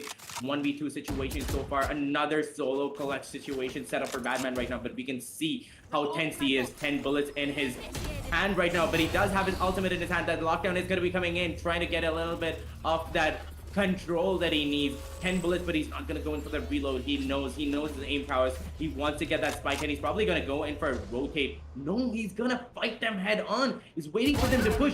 It's the first kill on Sami. All he has to do, he brought it down to 1v1, and he goes in for that nano swarm. He's going to try to tag him out, but Battle has to fall back, but he knows that Batman is tagged. He knows that it is a very dangerous situation. As Batman, we're talking about the bomb plant is going to be faked out. Battle has put his stars out, and oh my god, it was such a good round. Batman waited for that clutch, and it was so beautifully played by Batman, but Bad Love, on the other hand, being the better aimer in that situation, manages to take him out aggressive. What a round. What a clutch situation coming in from Batman over there. Just, I don't have any more words for this aggressive. Just help me out over here. That was just hard to watch, because Batman, he had that clutch in his favor, but that little bit of a whiff coming on down from him that costed everything for the side of ENIGMA. This would have been the chance to try and take the lead once again in their favor, stabilize themselves with a thrifty on their books, but they're not able to find it. But at the same time, they did so much economic damage as well in the long run, so still no harm, no foul. They can still hold on strong, to say the very least. And it does get spotted out by the recon ball, needs to back on off already for this round in particular. And with that, things are starting off slow for the side of ENIGMA, because they know for a fact that they're on the back foot, and they need to try and take this a lot more seriously. They need to try and change up their strategies, take it slow, take it systematically, but instead, Binks, once again, catching out the lurk coming on down from the side of Batman. Batman, you cannot opt to go in for these type of lurks onto the map of mine. Doesn't really work out in your favor, because you need to consider something. You're going in for the same lurks over and over again, and Strix, he's just punishing them every single time as well, coming on down from the other side of the map as well. One drop down goes on through. The shots are going to be raining on in, and Strix, he's still alive. He's still kicking. He's going to be good for one more. Ghost is going to be able to shut down one, but he's not going to be able to shut down two, though. 1 versus 3 situation on the map. There's nothing that he can do. Sami slaps a dagger into his body to take him on down out, and with that, 8-10 on the scorecard, ladies and gentlemen. And I don't think this could go into overtime, but at the same time, it could. So I'm pretty sure that this is the map for the side of TET to take it all away, take it down to an 8-13, and go into map number 3 with good sprints. loving the gameplay that TD is bringing in for us right now because they're working out the playing field. They're working out that teamwork that they were lacking just a little bit. They understood their mistakes. And honestly, on top of that, this seems like this is a good ground for them. This is like their playing field. This is like the field that they always practice on. So it is really showing in how good they're playing on this. Ghost, however, is going to go in for an aggressive play and he managed to land a beautifully nutty tap on Sami. However, Bad Love is going to be there to shut down the entire team because they are at an economic disadvantage. The last round, honestly, was a really crucial round for Enigma Gaming because since they lost that, they're not going to be having the guns in their favor. However, that fight is going to be brought by the side of Enigma Gaming. Makes already a little bit low. And he's going to be pulling out a showstopper trying to get a little bit of a kill, but he predicts it wrong. That is not going to be getting any kills for them. Hicka, however, is going to be popping off and takes Strix right out after Strix takes out Ezzy. However, Binks is now going to be activating himself and taking a Batman 2v1 situation. Every time Enigma is being pushed into a 1v2 situation, and it is time for Hicka to clutch it out, but no. Binks is just going to be denying that and shutting him right down, putting the 11th round onto the board for the side of TET. Honestly, I'm loving the executions coming in from the side of TET right now, but I feel like Enigma Gaming has lost that snowball that they needed, that roll, that initial confidence that they needed has been lost by Enigma Gaming, and they're being a little confused. And TET is capitalizing on that beautifully, and they're coming in with executions oh so well, and they're working together as a team, setting up proper crossfires and giving out information at the right time. They understood their mistakes, and they're now bringing the fight back to Enigma Gaming. It feels as though Enigma, they're not really being true to their identity. They like to play composition that allow them to control the pace of a lot of their engagements. They're not that strong when it comes down to competition that rely on pure raw aggression. But just as I was talking about that, yeah, they were aggressive and they're going to be able to shut down 3 people almost instantly. And Hicka's like, I'm going to make you eat your words, and I don't know what's happening. Honestly, wait. I talk about something and it's already being proven, or it's being counteracted. I don't know what to do. Like, what am I supposed to say at this point? Is this the true form of the caster's curse come to life? Is this what it is? Like, whatever you say, the opposite happens. But as I'm saying that, Sami is going to be holding a really aggressive angle, probably going to go in for that save, but managed to get an exit frag on God Bexy, who was just a little too overconfident trying to go for that kill. However, the entirety of the team of Enigma Gaming is still alive and kicking, and they're not going to be going into that hunt, I assume, because their economy is not that great anyway. They shouldn't be affording, just like risking it all and just giving out a little more economy to the side of TP, because if they lose any more money, it is going to be super hard for them to bring it back. That is something that they're not going to be doing. They're just holding really good after plan positioning. They know that Spike is going to be going out and that Tommy's not going to be pulling off any smart plays right now, because honestly, he doesn't have the advantage, doesn't have the gun advantage, neither does he have the health advantage. So he's going to be playing it safe, taking a smart route. He's just going to be saving it all. But that is going to be the 9th round onto the board for the side of Enigma Gaming, and we are going to be seeing a timeout come into effect. Probably just Enigma Gaming finding out, they're figuring out the strategy. They don't understand what is happening right now. However, can we talk about that B execute? Finally, Enigma Gaming shook off the dust from their hands. We understood what was going wrong, that Astra came in, smoked out the right positions. That was exactly what was going wrong with Enigma. Their executes are fast. We know how good their aim can be, but that those Astral smokes weren't coming out. And before I say that, I thought it was going to be a little bit of a strategic timeout, but no, Strix is just going to be AFK for now. As you can see over there, Strix and Sami have probably gone for a little bit of a pee break just to like relax themselves and get their jitters back together, just to get their composure back together to, take out the remaining few rounds. 2 more rounds left for them. They have to pull all of their coverage back together to face up against a team like Enigma Gaming. And if they can do that, we are going to be seeing the 3rd map coming into play aggressive. How excited are you? I'm really excited for it because now this is the TD that we know and love, ladies and gentlemen. This is the team that is known for their raw aggression. This is the team that can completely turn the tables in a matter of seconds because they have that talent on their side and they are being adaptable as well. They're using the composition that they know and love, the composition that they've played with since day 1 pretty much, with only the one change being that Astra instead of that Omen, that they're able to bring so much value down to their side. But at the same time, it feels as though Enigma, they're losing their identity. And I was talking about this previously as well. They're not picking agents that will allow them to control the pace of this entire match. They're relying much more on their raw aim and going in for these fast executions. So it's not really working out in their favor because they're not able to go up against the execution level of the side of Team TV.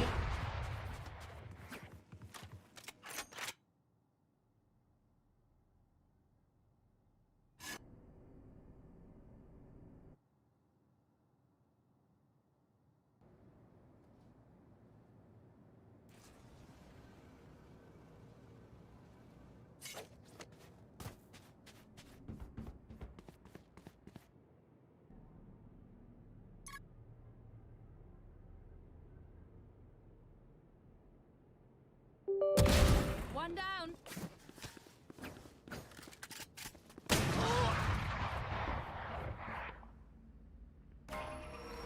Blocking sight.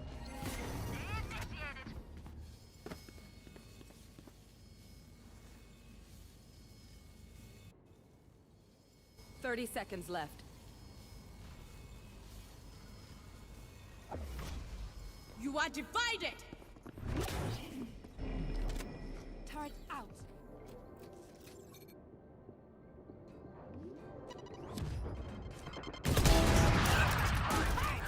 One enemy remaining.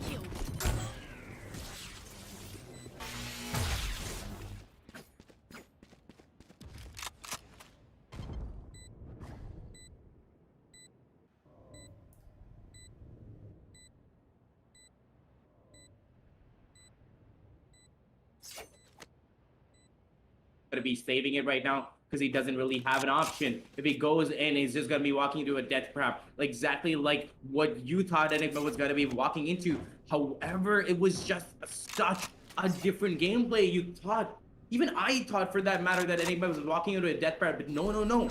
They just turned it around. They turned the death trap inside out, and the hunter became the prey over there. Aggressive. I have no idea what happened, but beautifully executed by Enigma Gaming over there. But I honestly think that the B side execute would have been an easier take. But at the same time, nonetheless, really good round coming in from the side of Enigma Gaming. 10-11 on the scoreboard. Amazing gameplay coming in so far. Really neck and neck. That is going to be a timeout also coming into play right now. I'm not really sure who's having the technical issues. But at the same time, aggressive. Not sure what to expect from this entire matchup.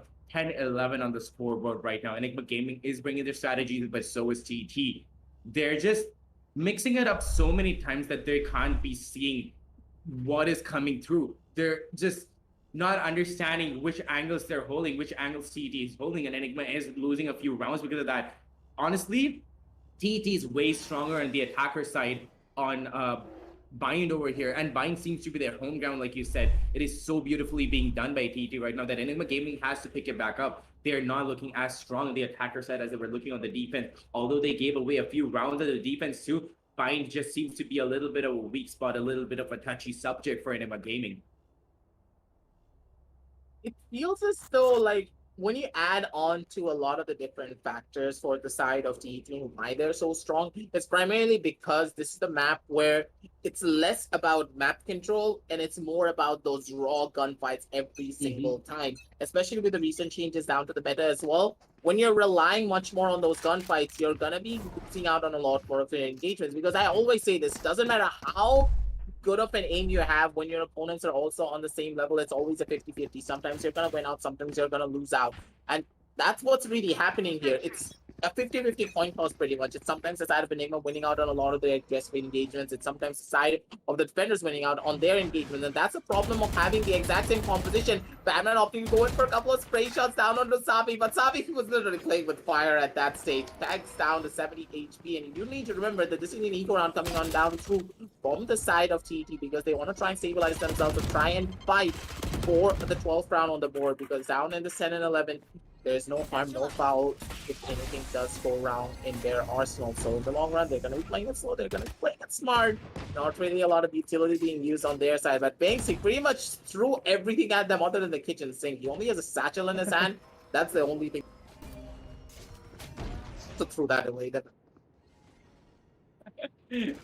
Banks is just throwing one thing after the other, the satchel, the kitchen sink, everything. But at the same time, Enigma knows that their opportunity, they understood their opportunity really well, and the smokes have come in beautifully from the side of Enigma Gaming at the bomb plan has been going down. However, is going to be playing a good top game on Hika and deletes him from the server. Badman does trade him out instantly, but Enigma is looking super strong right now and taking advantage of that economic disadvantage on the side of TET. Enigma Gaming is probably going to be bringing the 11th round onto the board for themselves. This is going to be a really neck and neck game so far, and like you said before, Aggressive, you were so right. On a map like Bind, it is down to raw aim game, and that is exactly what they're bringing, and Enigma and TET are just going to be throwing rounds at each other. One round here, one round there. Binks, however, is going to be walking into the Nanostorm, taking a lot of damage.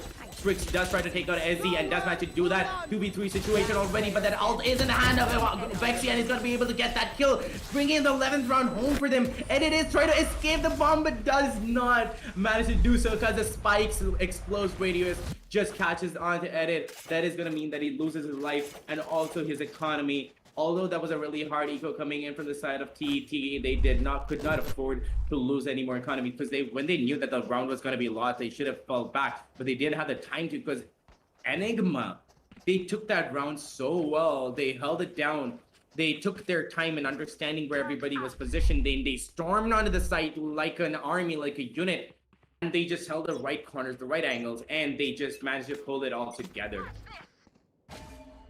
Now with the ult coming on down through from the side of Sami, a lot of the pressure now relies on Ezzy being able to hit this first initial shot. He's gonna be going for one, but Sami with an instant free down onto another. Opts going for a couple of placement shots off for himself as well. He's not gonna be able to find out more than that. Instant trade, 1-for-1 for both of the sides. They're gonna be playing it slow now. The owl drone is gonna be going on through from the side of Godfix. He spots out the first initial player. Bad luck to opting to go in for that swing, but you don't jiggle the corner against Badman. He's just ready for it. The boogeyman is gonna be the one to take you down out if you're not careful. And Badman, he should get that first initial pickup down onto Sami, but Sami understands and he's like, hey, I need to make this push happen. Badman's probably pushing on down towards that A side, so I need to be aggressive down here almost immediately. But I'm pretty sure that Ghost, he's expecting it. He's not going to be looking on down back. What is he going to be looking at? It's a real question. It's going to be Izzy with one kill, getting a slap in the face with that dagger. But instead, it's going to be Godfix chiming on in with his own kill. And Batman, he's like, guys, the entirety of the east side is completely clear. I did my job as a lurker. Get your butts over here, get that plan down, and go into a beautiful coastline for yourself as well. And with this, ENIGMA, they should be able to get the 12th round on the board and the match point round as well. And such a crucial round when it comes down to the side of TET, because you do need to remember, if they lose out here, they have nothing, and I mean absolutely nothing, for the following match point round to try and fight for that overtime.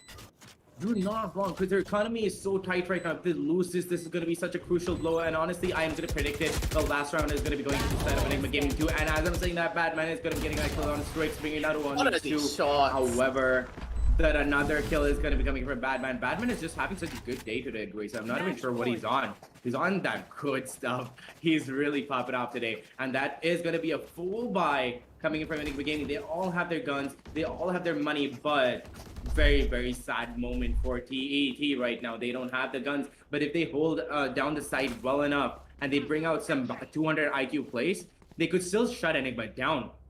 The ENIGMA, as good as they are with their takes, with their information taking, with how good Vexy can be with that recon dart, with his Aldrin over there. At the same time, if a good play does come in from the side of TET, they could be looking in for a little bit of a trouble. Could go into overtime, like you said, but this is looking super shaky, aggressive. It is going to be an A commit again coming from the side of ENIGMA Gaming. Vexy does get in a lot of information. He knows that at least two players are going to be on the side of A. Binks holding that frag in his hand, holding that pain shield in his hand. He's waiting for somebody to push in. He's going to be throwing that. You can see that finger tap it on the trigger over there. He's just waiting to pull that pin and just throw it in.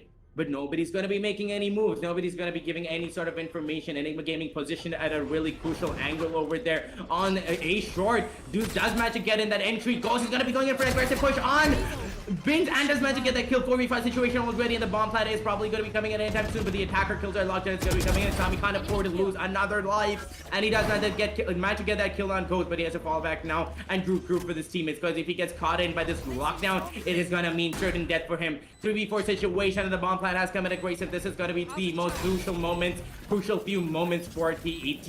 If they manage to make this a retake, this is going to be such a beautiful round from TET, but I don't really think that the favors are in their side, because it is looking really iffy for them. They do have the guns, but do they have the information? Because ENIGMA Gaming is holding such good position that they might be able to get the kills, but Strix does manage to get a kill. Godfix, however, shuts him down instantly from the other side, tagging him really hard, but that's the last kill coming from the side of Batman.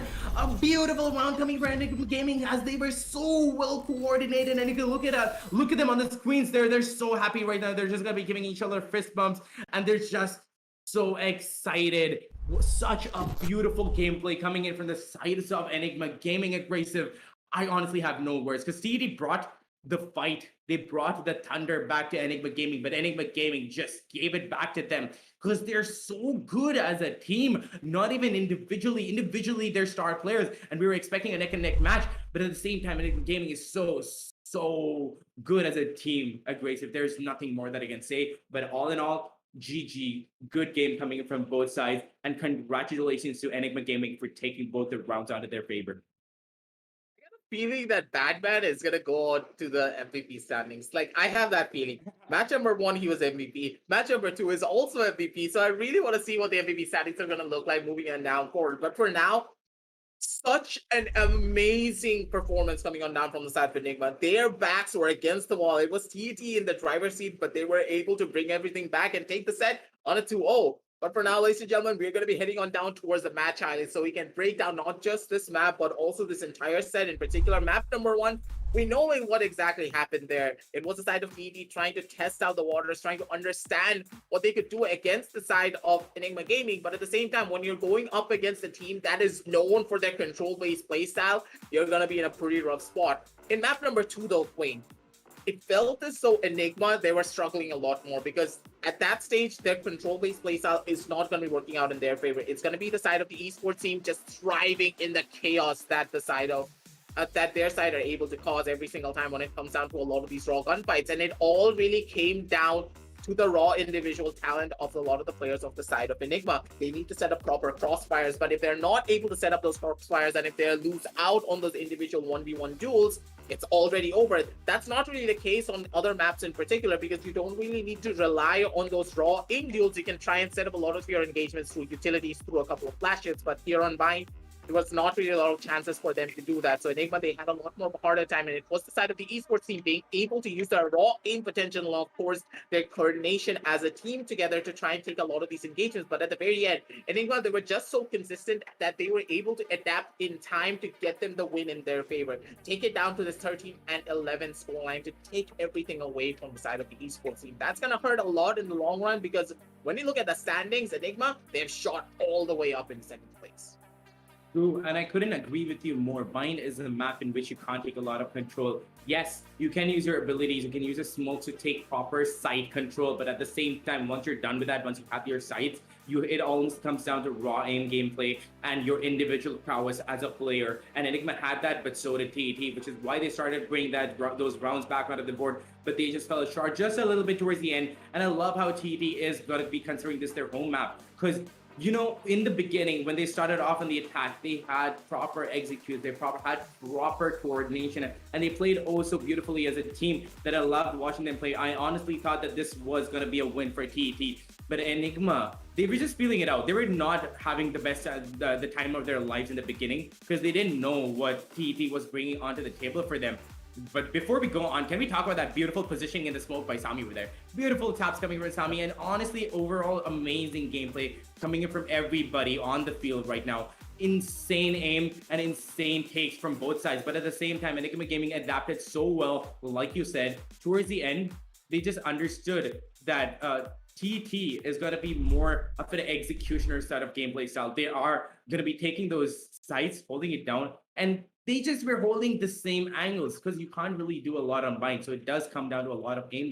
And since it's all closed in, you honestly have to rely on your smokes to get the initial entry and then hold proper positions down. Because if you don't do that, you're going to be going down to proper gun gameplay. And that is exactly what Enigma understood. They understood that TET had it down on the attacker side, but they gave it back to them when the side switched and Enigma was on the attacker. They just gave it back to them with full force.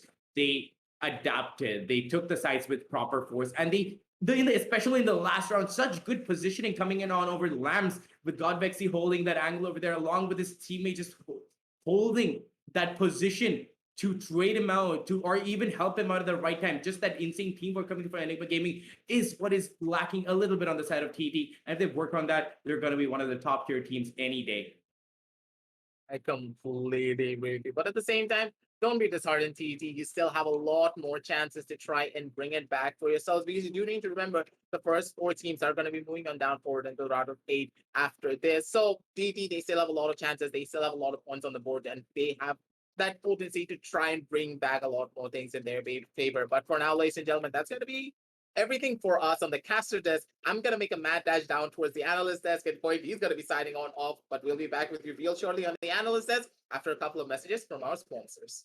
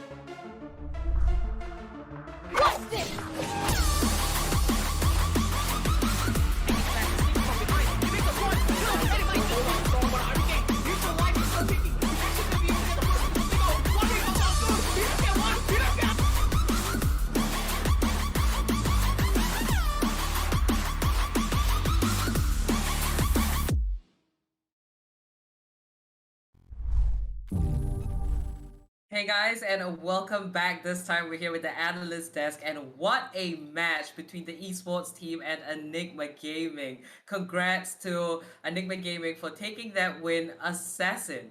Let us know what your thoughts were on that match.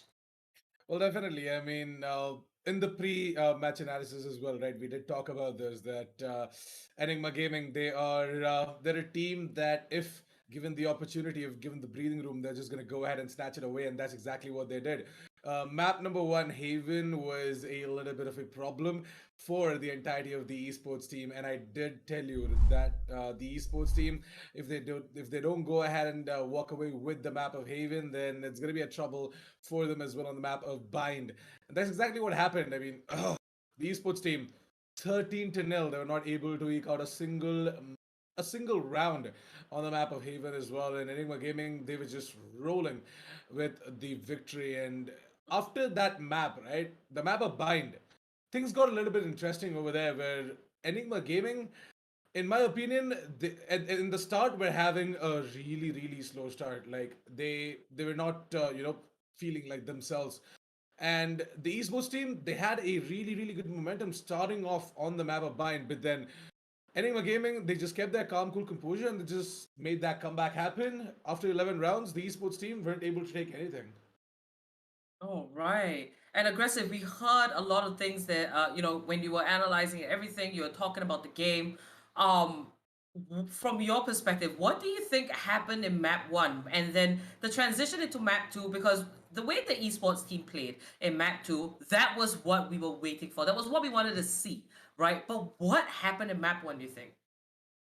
Map 1 is a place where Enigma call home for a reason, and that's primarily Mhm. because of the way they establish map control. And I always say this, like, for a fact, Apple, every single time we cast Enigma game, I always say whenever it comes down to getting a win against Enigma on these large scale maps, you need to try and be as aggressive as possible when it comes down to map control. Do not let Enigma just walk into these multiple different sidelines, get a free pick off, and then just walk away for it for free. You need to invest utility. You need to try and take the fight straight towards the side of Enigma. Otherwise, they're going to be the ones dictating the pace of a lot of these engagements. And that's exactly what happened in map number 1 every single time. The side of TET constantly they were playing too defensively. They were not being aggressive whatsoever. They were not establishing any form of map control, causing this urgency to happen because Enigma, they're the most comfortable when it's them in the driver's seat, when it's them just dictating the pace of a lot of their engagements. And the fact that they were able to do it throughout the entire map really did work in their favor against the side of TET in map number. Oh, right. It was absolutely insane. But Enigma Gaming coming in, the comeback was also very exhilarating to watch. Well deserved. Let's have a quick look at the group standings. Enigma Gaming, they've managed to maintain their win streak. 3 matches played in the Gauntlet, and they have taken all the wins. And there you see it. 3 wins, 6 points. They're up there with Velocity Gaming. And as for the esports team, unfortunately, they weren't able to secure 1 map in this best of 3 series. So they will continue having, those 3 points. And they seem to be sitting on 5th place. This has also, True Rippers, 4th, 5th. We can pretty much see it. So here's a question, you guys. Assassin, who were some of the highlight players from either the side of the esports team or Enigma Gaming? And these players, you really want to see them in the next match, whether it is to consistently do well or to bring more to the table the next time around. Assassin. Yeah, of course. From the side of Enigma Gaming, right? Starting from them, in my opinion, I feel like apart from the usual players who are mostly on the spotlight or the highlight as well, that is Hikka and Ghost and all, keeping them aside, I really feel like players like Badman, they really make a hell lot of difference because, not only are they support players, but at the same time, they're just popping off every single match. And you can see that. You can see them doing that. They are just out there even though they are just playing support, they are getting frags left, right, and center, and they are making a difference in the round. And that is exactly what we, as a team, or as an analyst, is looking forward to as well from these players. Like playing support is completely fine. You guys are doing your job really, really well. But at the same time, when you're just getting all of these important kills and getting the important intel for the team and Mhm. getting these advantages out of it as well is very, very important. And Badman, as a player, as an individual player at least, he does it really well. And I really want to see him on the player spotlight the coming match because the guy truly deserves it. All right, same question to you, Aggressive.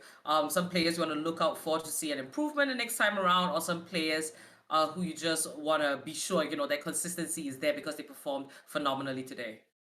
For me personally, let's start with the side of TET as Assassin did for the side of Enigma in the very beginning. I'm gonna talk a little bit more about Strix coming on down from the side of TET because initially Strix was that player we always saw him in the jet, pretty much on nothing else. Sometimes maybe on a couple of other duelists, but now him picking up the Sentinel role, he is an absolute anchor for the side of TET. And we have seen how strongly he performed on this map in particular as well. Every single time there was a raw execution rush coming on down from the side of Enigma, down on the map of Bind. He was able to stop the rush as fast as he possibly could, got those 2 kills, and yes, he did die on out, but he was still an anchor for the team. And I always talk about this as well. You can take away the duelist from a player, but you cannot take away his aim. He is just that deadly. He was able to showcase a lot of his mechanical prowess coming on down through on that kill trade, but at the same time, the utility usage and the setups are just not there yet. So he needs some more time to practice that. Go in and look up a couple of videos, go into the practice range. I'm sorry, not the practice range. Go into a couple of custom games,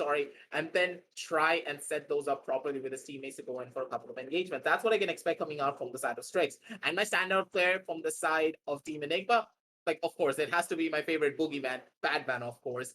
He's gonna be coming on top every single time. He was just so consistent today, and I'm very sure that he's gonna be on the MVP standings.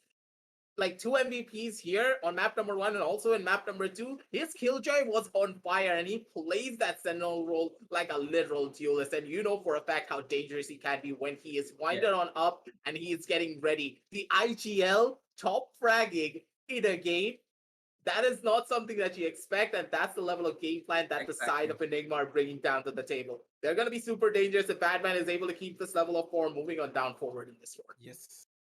All right, so this brings us to the end of the first match. You know, we can safely say that Enigma Gaming, they still got their head up high. They're going to move forward into their future matches, feeling absolutely great. Congratulations once again for taking this win. And from the side of the esports team, you guys talked a lot about how they might just have to, you know, sharpen the edges. They have the total package, just a little rough around the edges. So, you know, the esports team, they're gonna bring it, and you know the type of team that they are. So this does bring us to the end of the first half. Let's just pull up today's matches, and later for the second half, you will be able to catch Samurai Esports go up against ROG Academy. Now that is one to watch as well, so don't forget to like and subscribe, hit that bell icon so you get notifications whenever we are live. This is the TEC Gauntlet Season 1, powered by WD Black and AMD Ryzen Radeon.